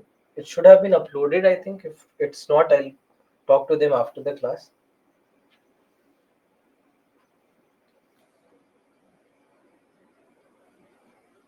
Hmm. So let's begin with our next discussion, and this is about health and diseases. Now, the next two chapters that we are going to discuss, health and diseases and defense, both. I would say that I am going to teach you only some of the basics related to it, and these are two chapters which are heavily current affairs based chapters. The questions that come in the examination, they are largely based on current affairs. So many of these topics that we are going to discuss, they can become the background for you, but I do not really expect a lot of questions directly to come from here. I just want to build the basics for you, and for the next 1 year you'll have to keep following the current affairs, because current affairs is where I expect the questions to come from, both of these chapters, health and diseases and in defense. Now, in this particular scenario, when it comes to health and diseases, when it comes to health and diseases, what we basically say is that any malfunctioning process which interferes with the normal functioning of the body can be called as a disease. That for some reason, when the body is not functioning in a normal manner, so that will be called as uh, that will be called as uh, disease. Now in case of disease, there are two types of diseases. We all either we say that these are congenital or these are acquired diseases. Congenital diseases are the ones which we have since birth. Anything that a person has since birth will be called as congenital, and then acquired diseases are the ones which develop after birth. All right, the ones that develop after birth will be called as acquired diseases. So that's why acquired. So congenital, for example, there are people who are born with hole in the heart, so that is something which can be called as a congenital disease. Whereas the others that develop after birth during the course of our lives will be called as acquired. So they acquired ones can be either communicable or they can be non-communicable diseases. So communicable, obviously the ones that can be transmitted from a disease to a healthy person, that can be called as communicable diseases. So largely we know that these are pathogen based infections, uh, a viral disease, bacterial disease, largely these are communicable in nature. Then there are non-communicable diseases which do not spread from a disease to a healthy person. So again, there are multiple examples here: degenerative diseases, deficiency diseases, even cancer, for example, allergies. All these can be called as non-communicable diseases. So when it comes to communicable diseases, we see that they basically can be spread from a diseased to a healthy person. Now, again, there are two modes when it comes to uh, spread of communicable diseases. Either it can be a direct transmission or it can be an indirect transmission. Direct transmission is when you directly come in contact with the given disease. So, for example, direct contact between infected and the healthy person. So, a lot of diseases like chicken pox, smallpox, etc., they can be called as of direct contact. Then you have droplet infection, that when somebody coughs or sneezes or spits, in these kind of cases, it might so happen that people who are nearby, they can also get infected. COVID-19, why we were asked to wear mask, because it is a droplet infection. So that's why the saliva, the coughing, sneezing, etc., it can actually lead to uh, COVID-19. So COVID-19, common cold, pneumonia, influenza, all these basically can be called as droplet infection. Then many a times we see that contact with soil which has disease causing virus and bacteria, that can also be called as a direct transmission. And even animal bite. Animal bite in case of rabies, for example, where if a rabid animal has bitten somebody, then there are chances that person can actually get rabies. So that's why in all these cases we see that these are direct transmissions. Similarly, there are indirect transmissions. So in case of indirect transmissions, it can either be vector borne, so where house flies, mosquitoes, cockroaches, they can become the carrier. Now also understand the difference, why we are calling this as indirect and rabies as direct. Because in case of rabies, when a rabid animal has bitten somebody, then that person gets that disease from the animal, and the animal who had bitten, the animal was already infected. All right, the animal was already infected, and that's why it is called as a direct transmission. Whereas in case of indirect transmission, these vectors are carriers, they are not infected. For example, a mosquito which is sorry, a mosquito that is causing malaria or dengue, it's not infected, it is just carrying that virus. But a dog who has bitten, the dog is also infected. So that's the basic difference, and that's why we are calling that as direct transmission, and we are calling this one as an indirect transmission. That's the basic difference between these two. So it can be vector borne, it can be airborne. So airborne is when the pathogens may reach the humans with air or dust. So that will be called as airborne.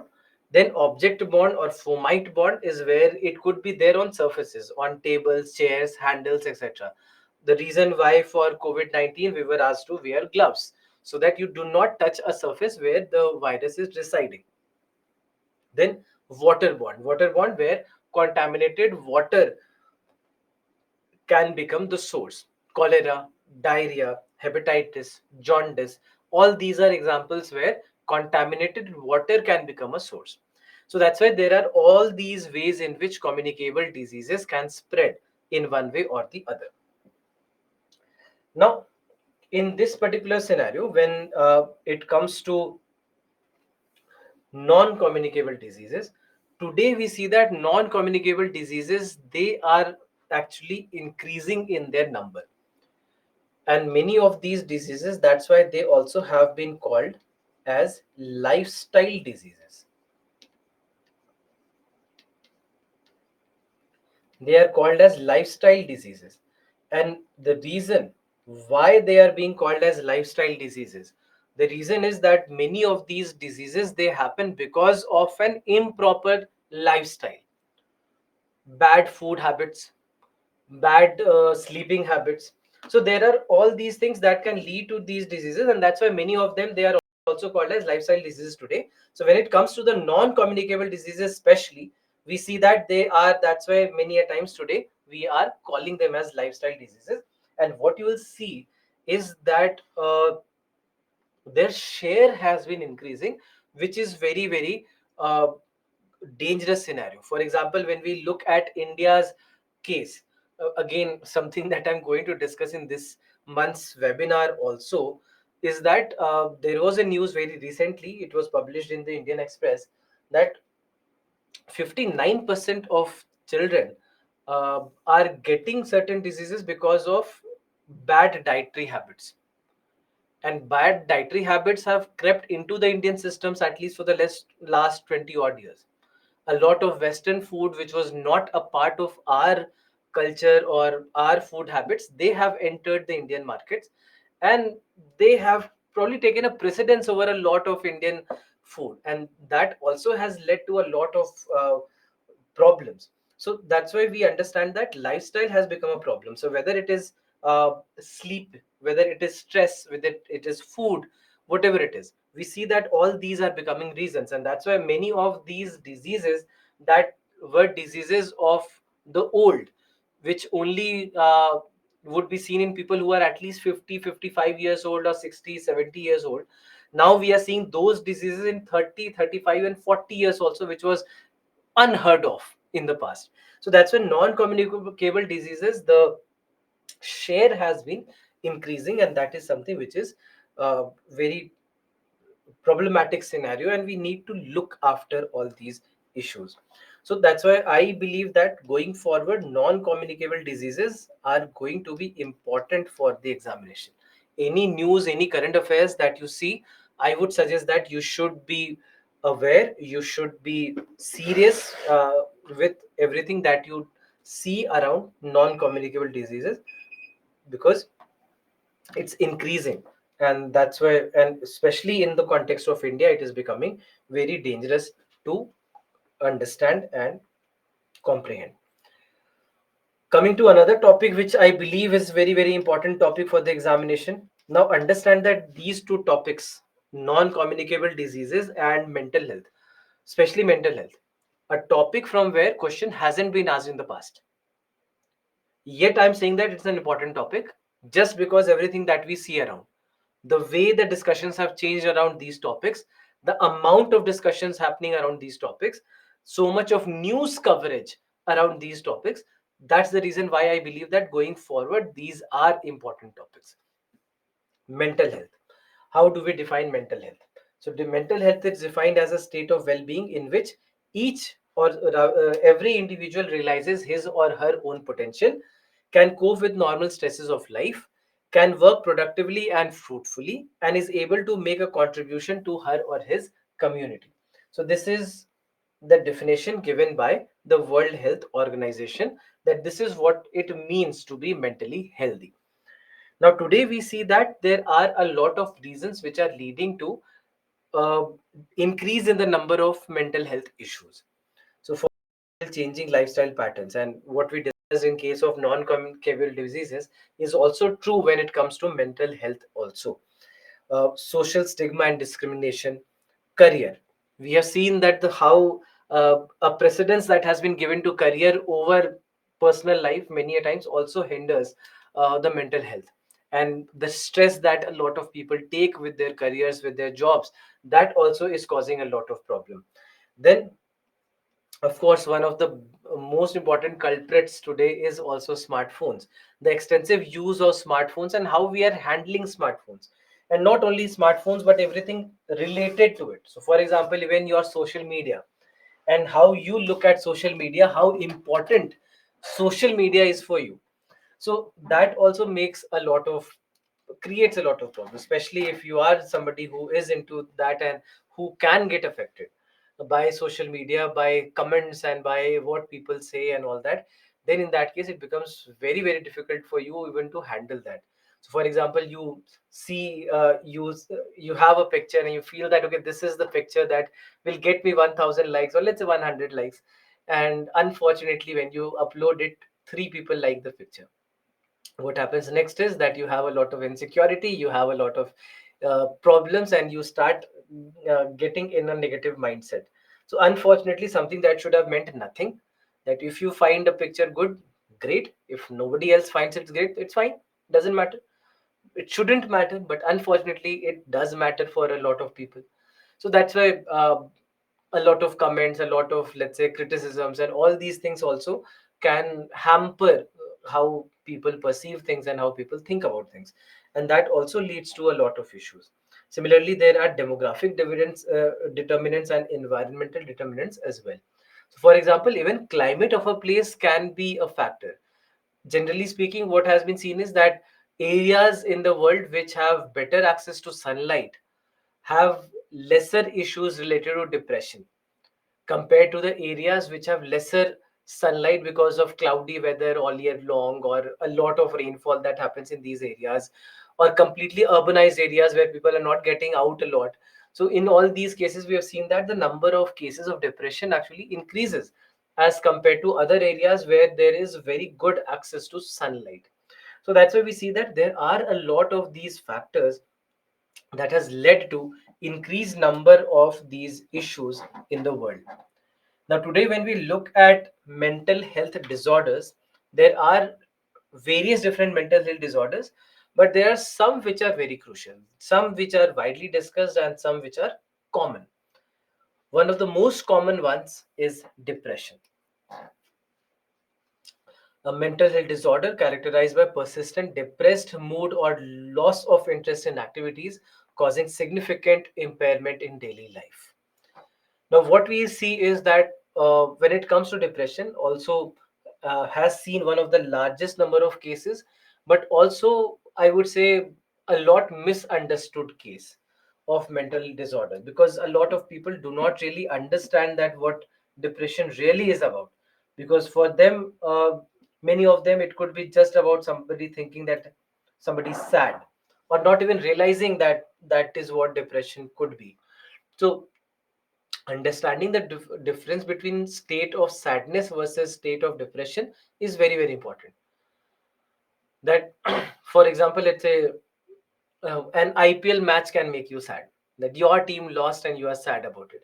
So that's fine, you are sad about it, but you are not depressed. You cannot say that I'm depressed because my team lost today.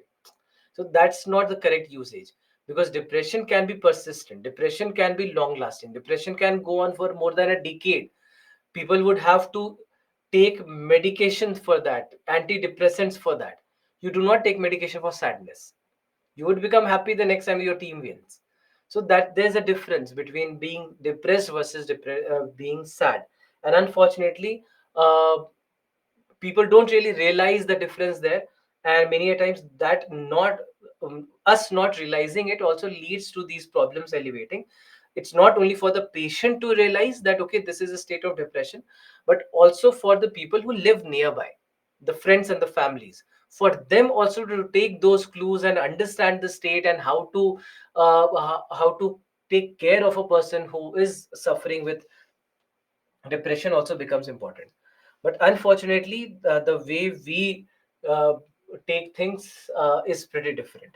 That you see that somebody who uh, is suffering from depression, somebody will just come and say that don't be sad, don't be depressed, be happy. Everybody wants to be happy. If it was possible for a person who is depressed to be happy, they would love to be happy, but unfortunately they are not able to because of their mental state. So for people who are around them, for them also realization is very very crucial. And that's why depression cases, we have seen that the number of depression cases are the highest probably among all the mental health disorders, because understanding the state sometimes is also very tricky. Then apart from depression, there is something called as anxiety disorder. So anxiety disorder is characterized by feelings of worry, anxiety, or fear that are strong enough to interfere with one's daily activities, where it is something that is making somebody anxious, somebody very fidgety or worrisome. So all these things can happen, and it could either have a trigger many a times because of something that is happening right now, and their anxiousness is coming out of that. So for example, let's say uh, going to your examination hall for the first time.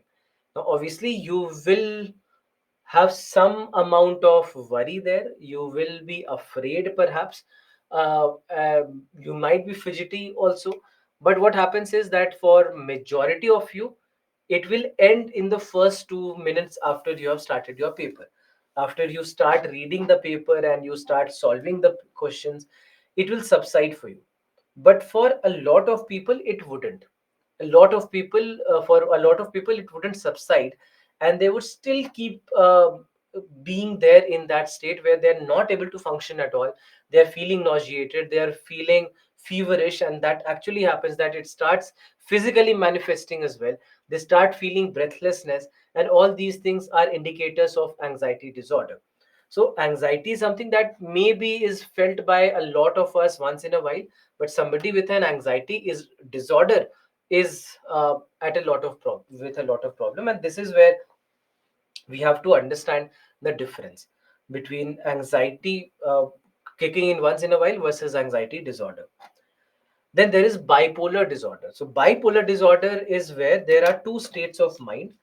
There could be lows and highs that we might see in that person. That it could be depressive lows where they are sad, where they are not functional, and at the same time they could be very jumpy. They could be very, you can say, excited, and both these states might be seen in the same person, and it could keep on jumping. So that is called as bipolar disorder. Now, bipolar disorder also is a mental health disorder that can be genetic in nature. It can be genetic in nature, that if a parent has bipolar disorder, there are chances that one of their children might also develop bipolar disorder. Then dementia. Now, in case of dementia, what we see is that a lot of times uh, people are not able to differentiate uh, or think properly, or remember anything. That simplest of the things in their lives, they would forget about it. Largely it is something that happens with age, not really seen in people who are young, but it's a mental health disorder for the elderly. Then there is schizophrenia. Now when it comes to schizophrenia, what we see is that this is where it affects the person's ability to think, feel, or behave clearly. Now, many a times what happens is that a person who is suffering from schizophrenia, they may not be able to comprehend what is real and what is imaginary.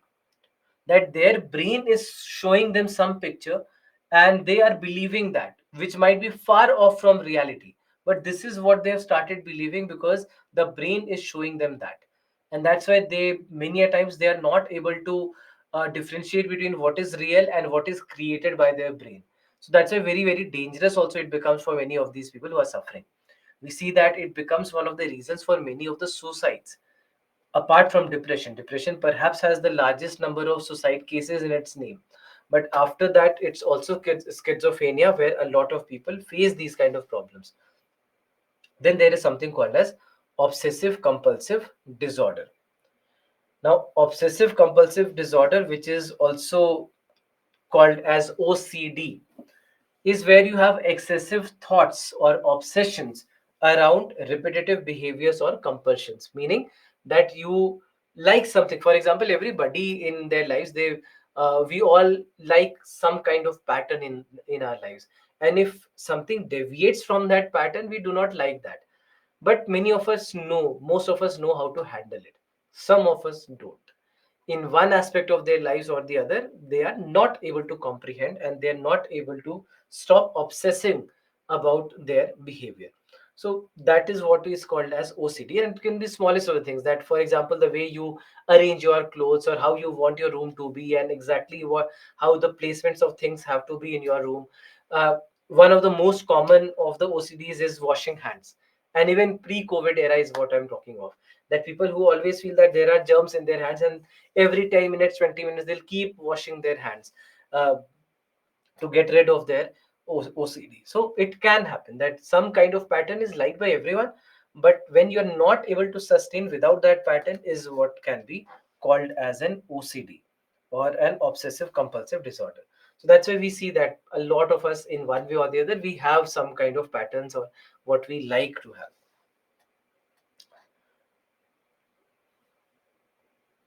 So today we see that when it comes to mental health disorders, there is something called as the National Tele Mental Health Program of India, and there is a helpline number called as Tele Manas. So Tele Manas is where we are talking about numbers which are available all day long, all night long, 24/7. It is going to be available, and it's made available for everybody who needs help, who want to take help because of some mental health disorder that they're facing. They want to get in touch with a therapist or a psychiatrist, and for that, Telemanas helpline is something where that becomes crucial.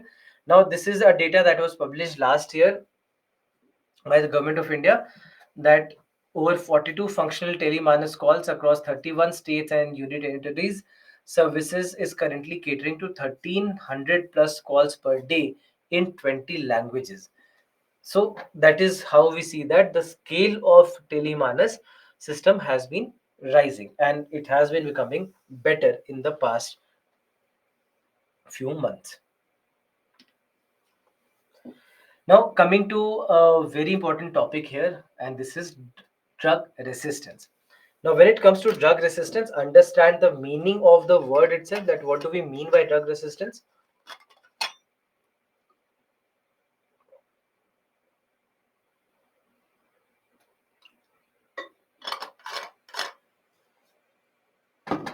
So drug resistance is reduction in the effectiveness of a medication. Reduction in effectiveness of a medication.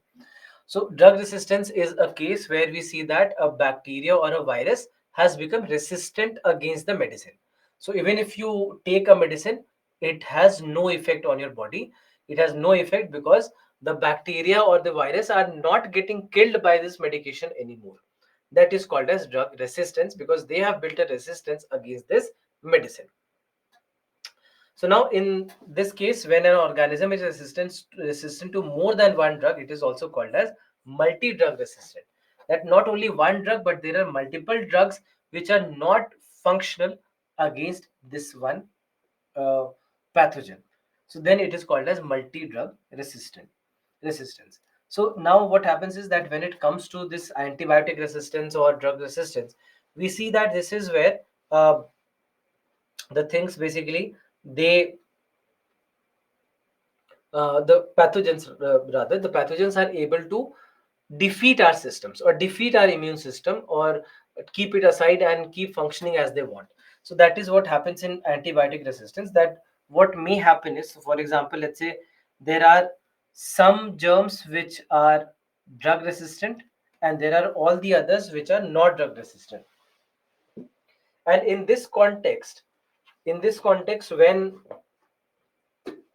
let's say somebody consumes a medicine, all the normal pathogens, they will be killed. All the normal pathogens will be killed, but the pathogens which are drug resistant, they are not killed. So what then happens is that they start to multiply. They start to grow in numbers, and ultimately they are the ones that become a part of the person's gut. So later on, the medicine will have no effect, because largely now these are drug resistant pathogens, and they might also induce their properties because of mutations to even other bacteria who are there in this scenario. So this is what happens in drug resistance. Now there are various different pathways. There are different various ways and pathways that leads to there are various different ways and pathways that leads to drug resistance cases. So for example, one of the ways can be livestock or even poultry. So where what happens is that animals, etc., especially you'll see that when it comes to our cattle or our livestock, we give them more medication or more antibiotics than they need. So because if let's say one tablet had to be given, we give two just to ensure that everything is fine. But that is wrong, because that overdose is leading to a lot of cases of drug resistance because of these kind of medicines. So we already see that these kind of medicines, these kind of bacteria, etc., they get into the gut, and this is where they can start spreading to the nearby areas through their feces, becoming part of the land, becoming part of the water. So this is how they can spread. So livestock becomes one of the ways.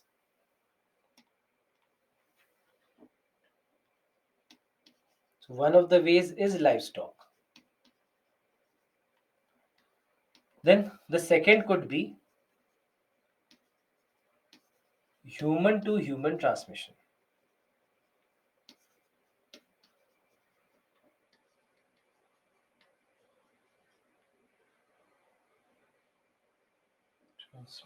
Sorry. Human to human transmission.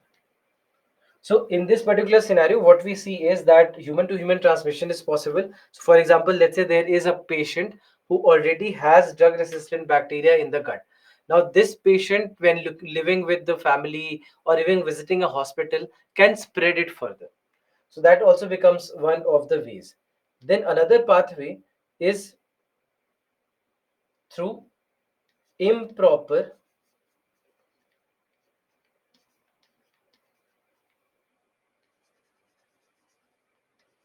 improper medicine dosage.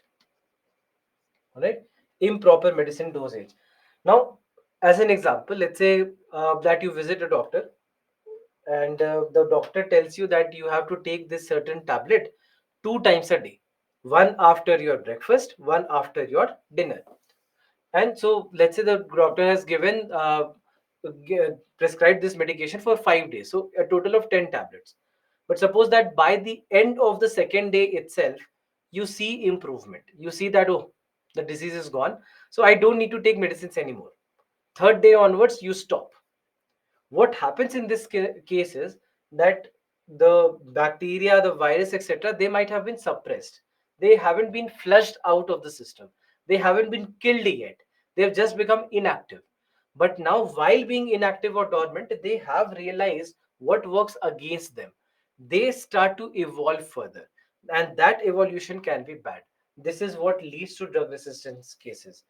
Then, similarly, it also can be about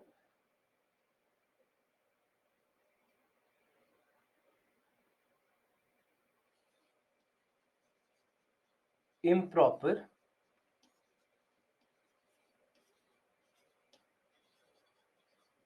healthcare seeking behavior. Now, what do I mean by this?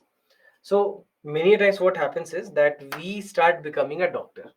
That you see certain symptoms, you Google the symptoms, or maybe you do not even Google the symptoms, you think that you know this is how it is supposed to be treated. Either you know, or there is some expert. And if I'm sure that everybody of us here in this classroom have some friends or somebody in the family who is a non-doctor expert, that you just need to call them, tell them that these are the symptoms, and they'll list down 5 different medicines that you can take.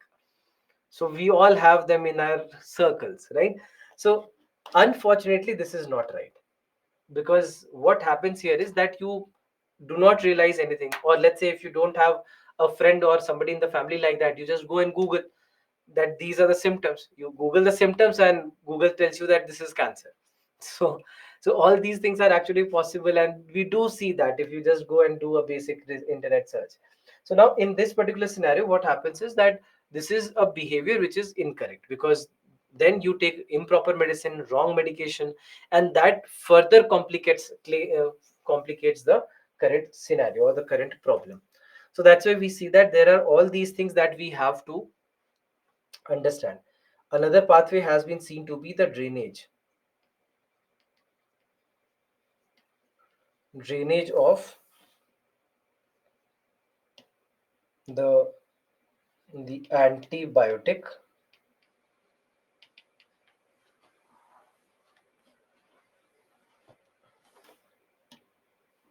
and drainage of the antibiotic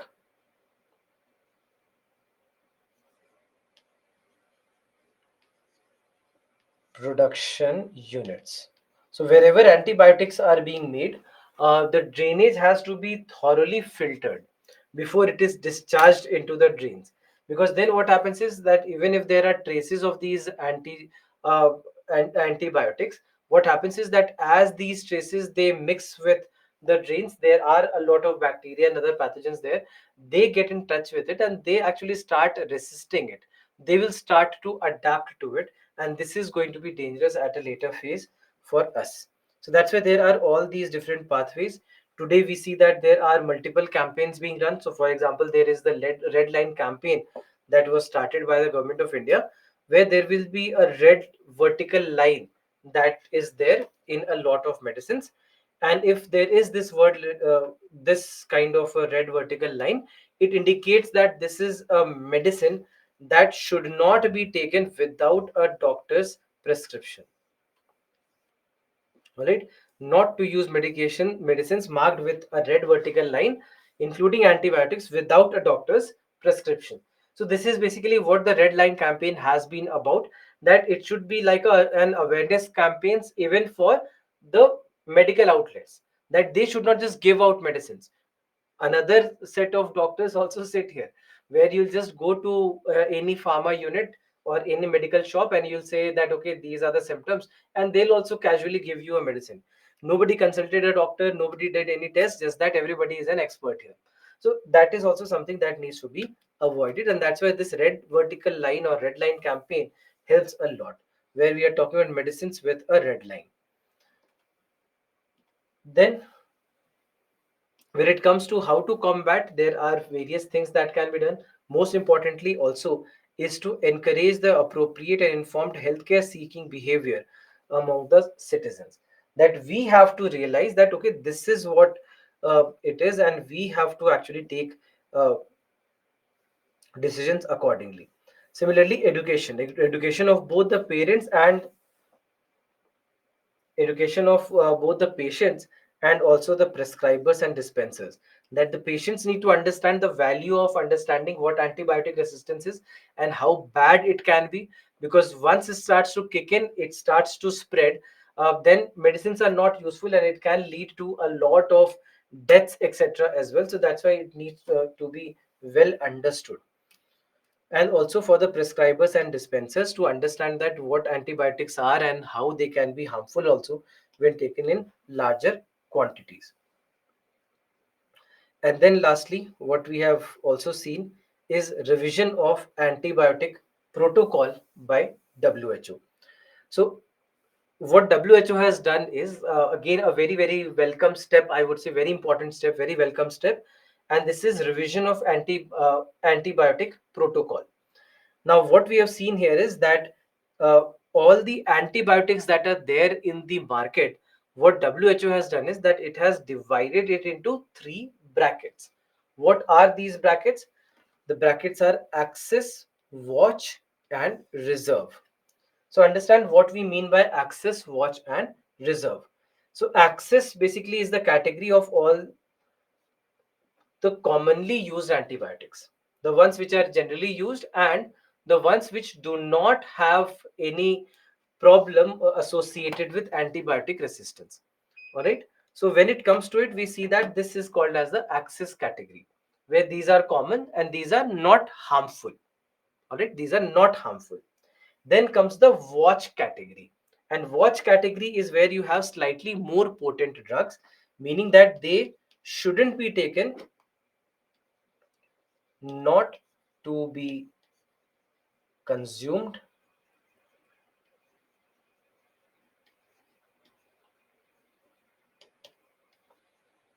without doctor's permission, right? Not to be consumed without doctor's permission. So that's the watch category, which are slightly more potent. And then there's the reserve category, and these are the most potent drugs which can be used only as a last resort.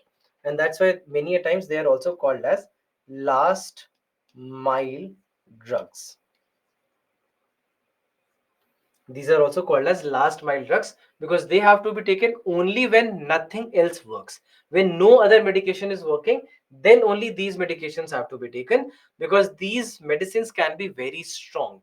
All right, these medicines can be very strong, and that is the reason why they should be only taken when nothing else works, because they can have a lot of side effects, they can cause a lot of problems, and also they can lead to larger number of antibiotic resistance cases.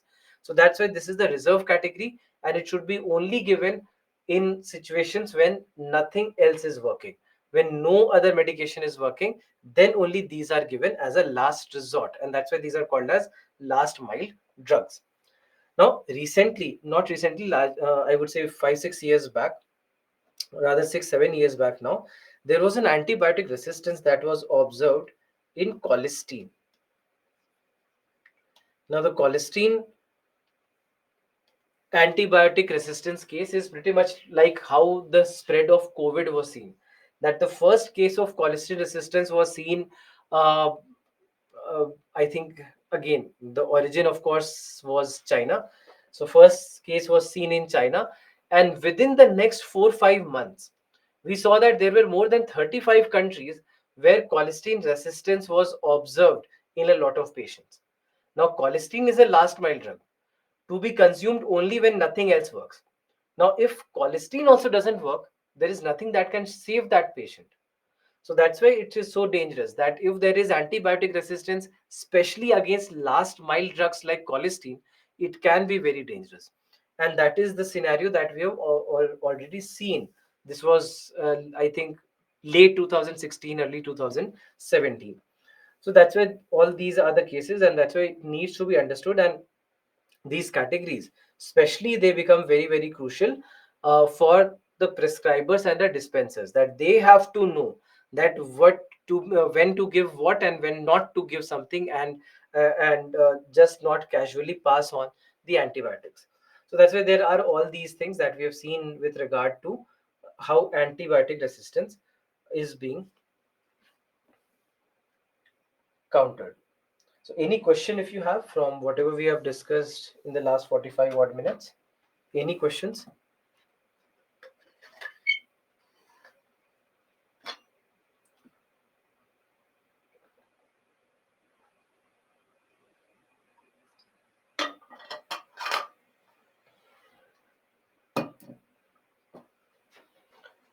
Red line not clear.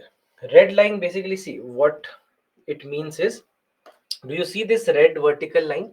If you go to a medical shop or you might have medicines in your home, you'll find that there are some medicines where this red line is drawn. So on the tablet packet, etc. So that red line, if that red line exists, it means that you should not just casually take that medicine. You should only take it when a doctor says that you need that medicine. That is what the red line campaign is about. Tell again about colistin. So colistin, just remember that colistin is a last mile drug, which basically is taken against a set of bacteria which are called as gram negative bacteria.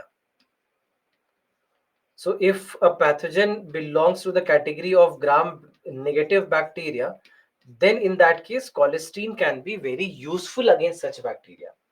So now in this particular scenario, what happens is that when it comes to colistin resistance, development of colistin resistance means that this is a scenario where you have an antibiotic resistance against a last mile drug, and then it means that you cannot save that patient because normal medications already were not working, and now colistin is also not working.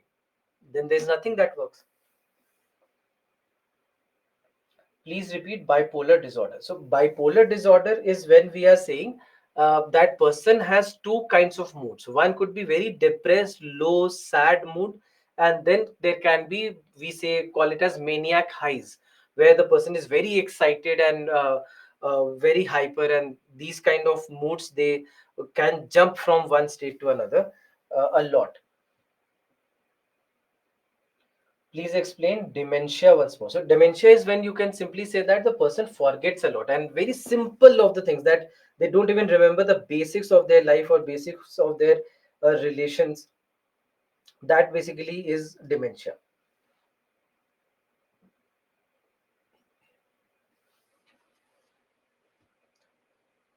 Which type of drug paracetamol is? See, paracetamol is safe. It doesn't cause any kind of drug resistance. But having said that, even paracetamol should not be taken in very high dose, because it can have adverse effect on your liver and also on your kidney. So that's why it should be taken in moderation, only when required and only as per the prescription. But it is not related to drug resistance.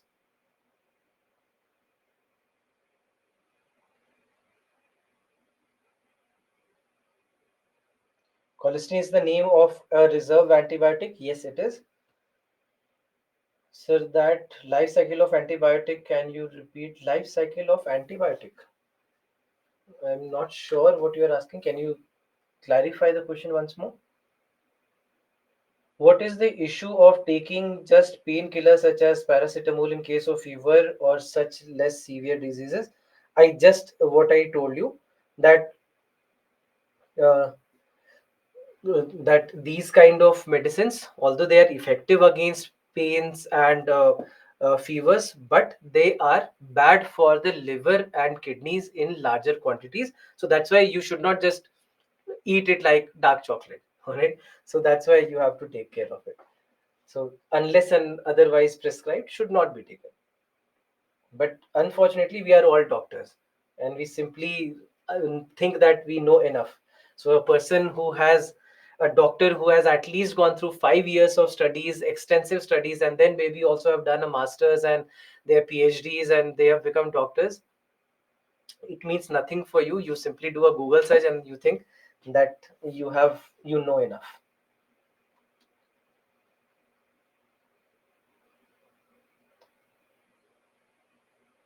Yesterday webinar will be conducted today. No, the webinar will be conducted on Monday. It will be conducted on Monday evening. Describe schizophrenia. Schizophrenia is when we say that uh, the the brain becomes delusional, and there are a lot of fake scenarios that are created by the brain. And for the person who is affected by schizophrenia, they are not able to differentiate between what is real and what is imaginary. So that is what happens here.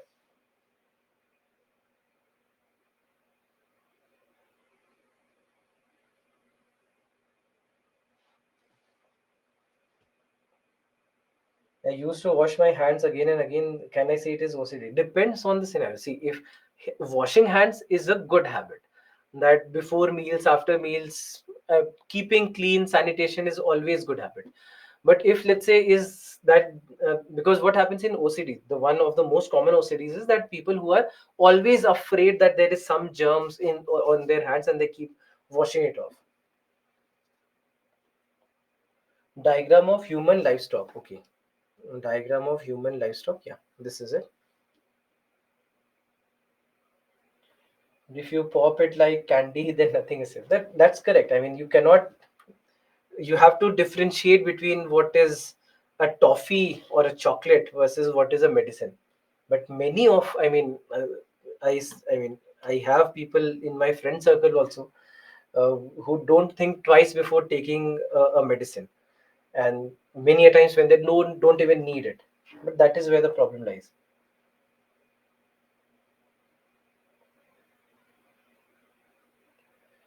Explain drug resistance and antimicrobial resistance once again. See, both are the same things. Antimicrobial resistance and drug resistance mean the same thing because we are talking about the antibiotics or antimicrobial medicines against which the the pathogens have become resistant. Due to more consumption of any drug, is it becoming drug resistant? Yes, that is what happens, especially in case of antibiotics. And one of the most common terms that we use in our daily lives is antibiotics. You have common cold, take antibiotics. You have cough, take antibiotic. We don't even know what that antibiotic means and what it does, but somebody will come to you and tell you that take antibiotic. It will be done. So that is where the problem is right now.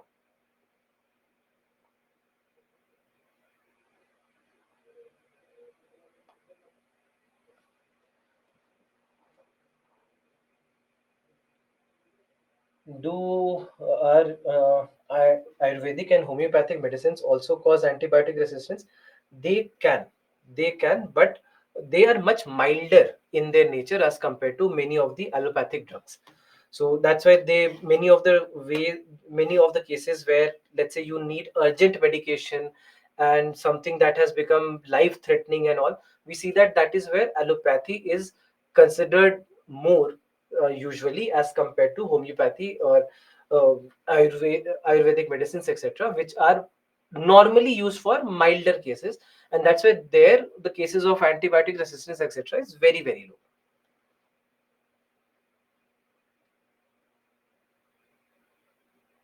Can you explain this diagram? So just see this. I mean, what we are looking at is that we are talking about a patient, and this patient already has drug resistant bacteria in the gut. So because the patient lives with the family and people around, so there are chances that the drug resistant bacteria jump to other people. When the same person also visits a hospital, it spreads to other patients as well. And then after that, this becomes one way in which it spreads. That's why human to human transmission. And the second case is where we are talking about the antibiotics given to the animals, and how animals actually can also become a reservoir for this. So that's why when they are not handled or cooked properly, they can spread. So via feces or water contamination also, they can actually spread. So these are the two basic pathways what has been shown in this diagram. You don't reply to my mail. I don't see any email in the last 2 days that I haven't seen or I haven't forwarded to any team that should get that mail. If I've missed your email, you just please resend it to me. It's not that I have something against somebody that I'll not reply to your email. I would do that.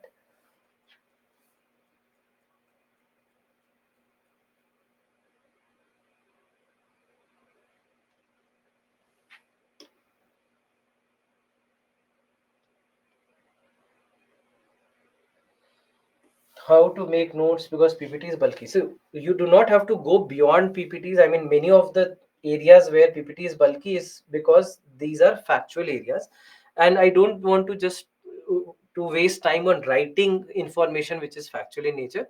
So that's why PPTs directly have to be used, and they are not bulky beyond what's required in your examination. So the information that we have in the PPTs are something that you need for your basic understanding, plus something that I expect to come in the paper. Beyond that, we are not going. So I wouldn't even say that these are bulky.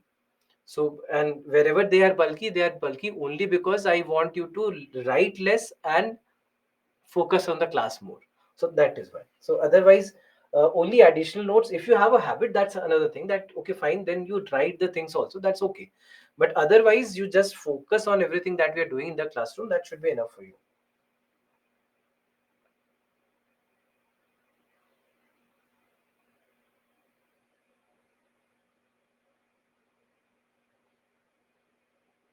Please provide annotations. Annotations are available on the app. I even today I got a reply from the operations team, and they told me that until they said that until last two lectures, all these are available. I'll again go and check with them.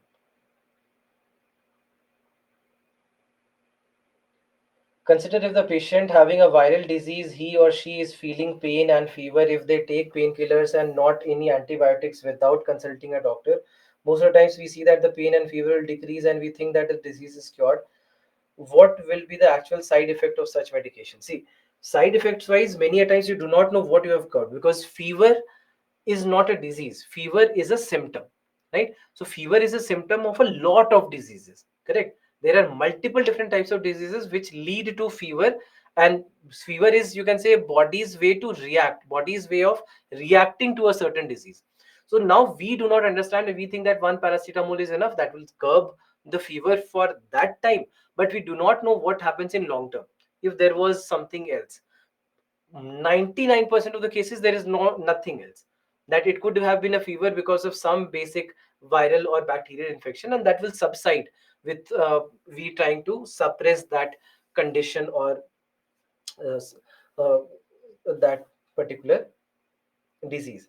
But sometimes it can develop into something else. For example, if those medications are not working and we just think that increasing the dose of the medication will work, that doesn't. So that is where a person should go get tested, talk to a doctor, see what the doctor says, and accordingly take an informed decision.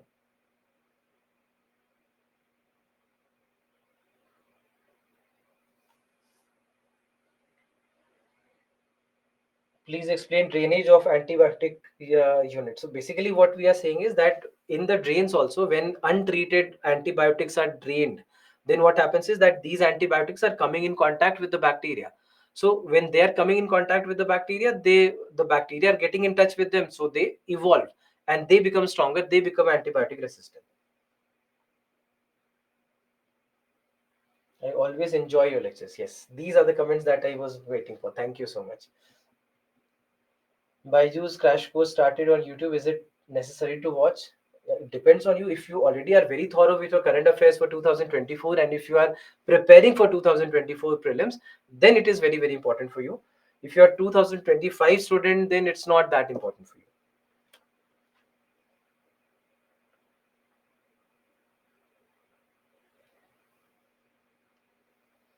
So what happened is that whatever I taught you, somebody asked one question or the other, and I repeated the entire chapter again, more or less.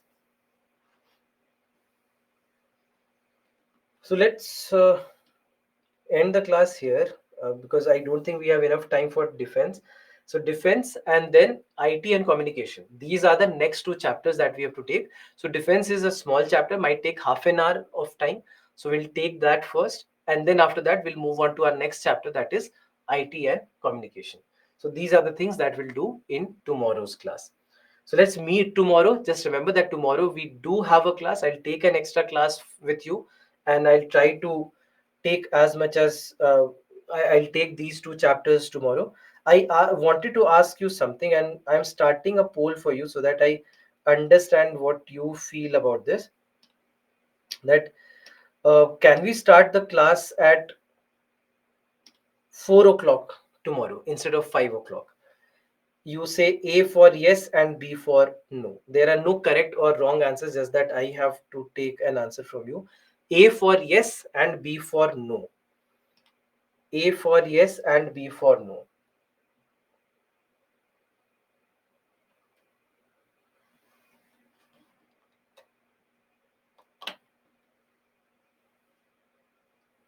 Whether we can take or start at 4 o'clock tomorrow, whether it's something that suits you.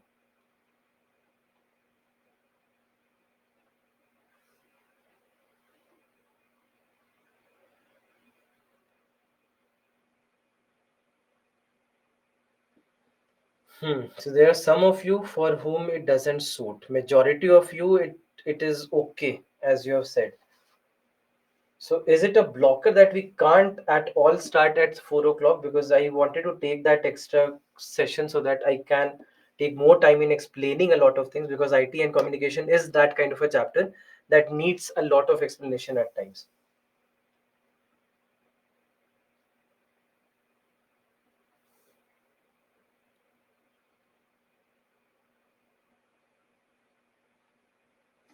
So let me please start at 4 o'clock tomorrow, because and anyway the recordings will be available for everyone, so you don't have to worry about it. Let's start at 4 o'clock, because that gives me some stretch time, and I'll not take 4 hours, I'll take 3.5 hours, but that gives me some time and space so that I can take time to explain things better. So let's start at 4 o'clock tomorrow. So tomorrow we'll start the class at 4 o'clock, and we'll start first with defense, and then we'll move on to IT and communication as our next chapter. Right? So let's meet back tomorrow. Until then, good night and Jai Hind.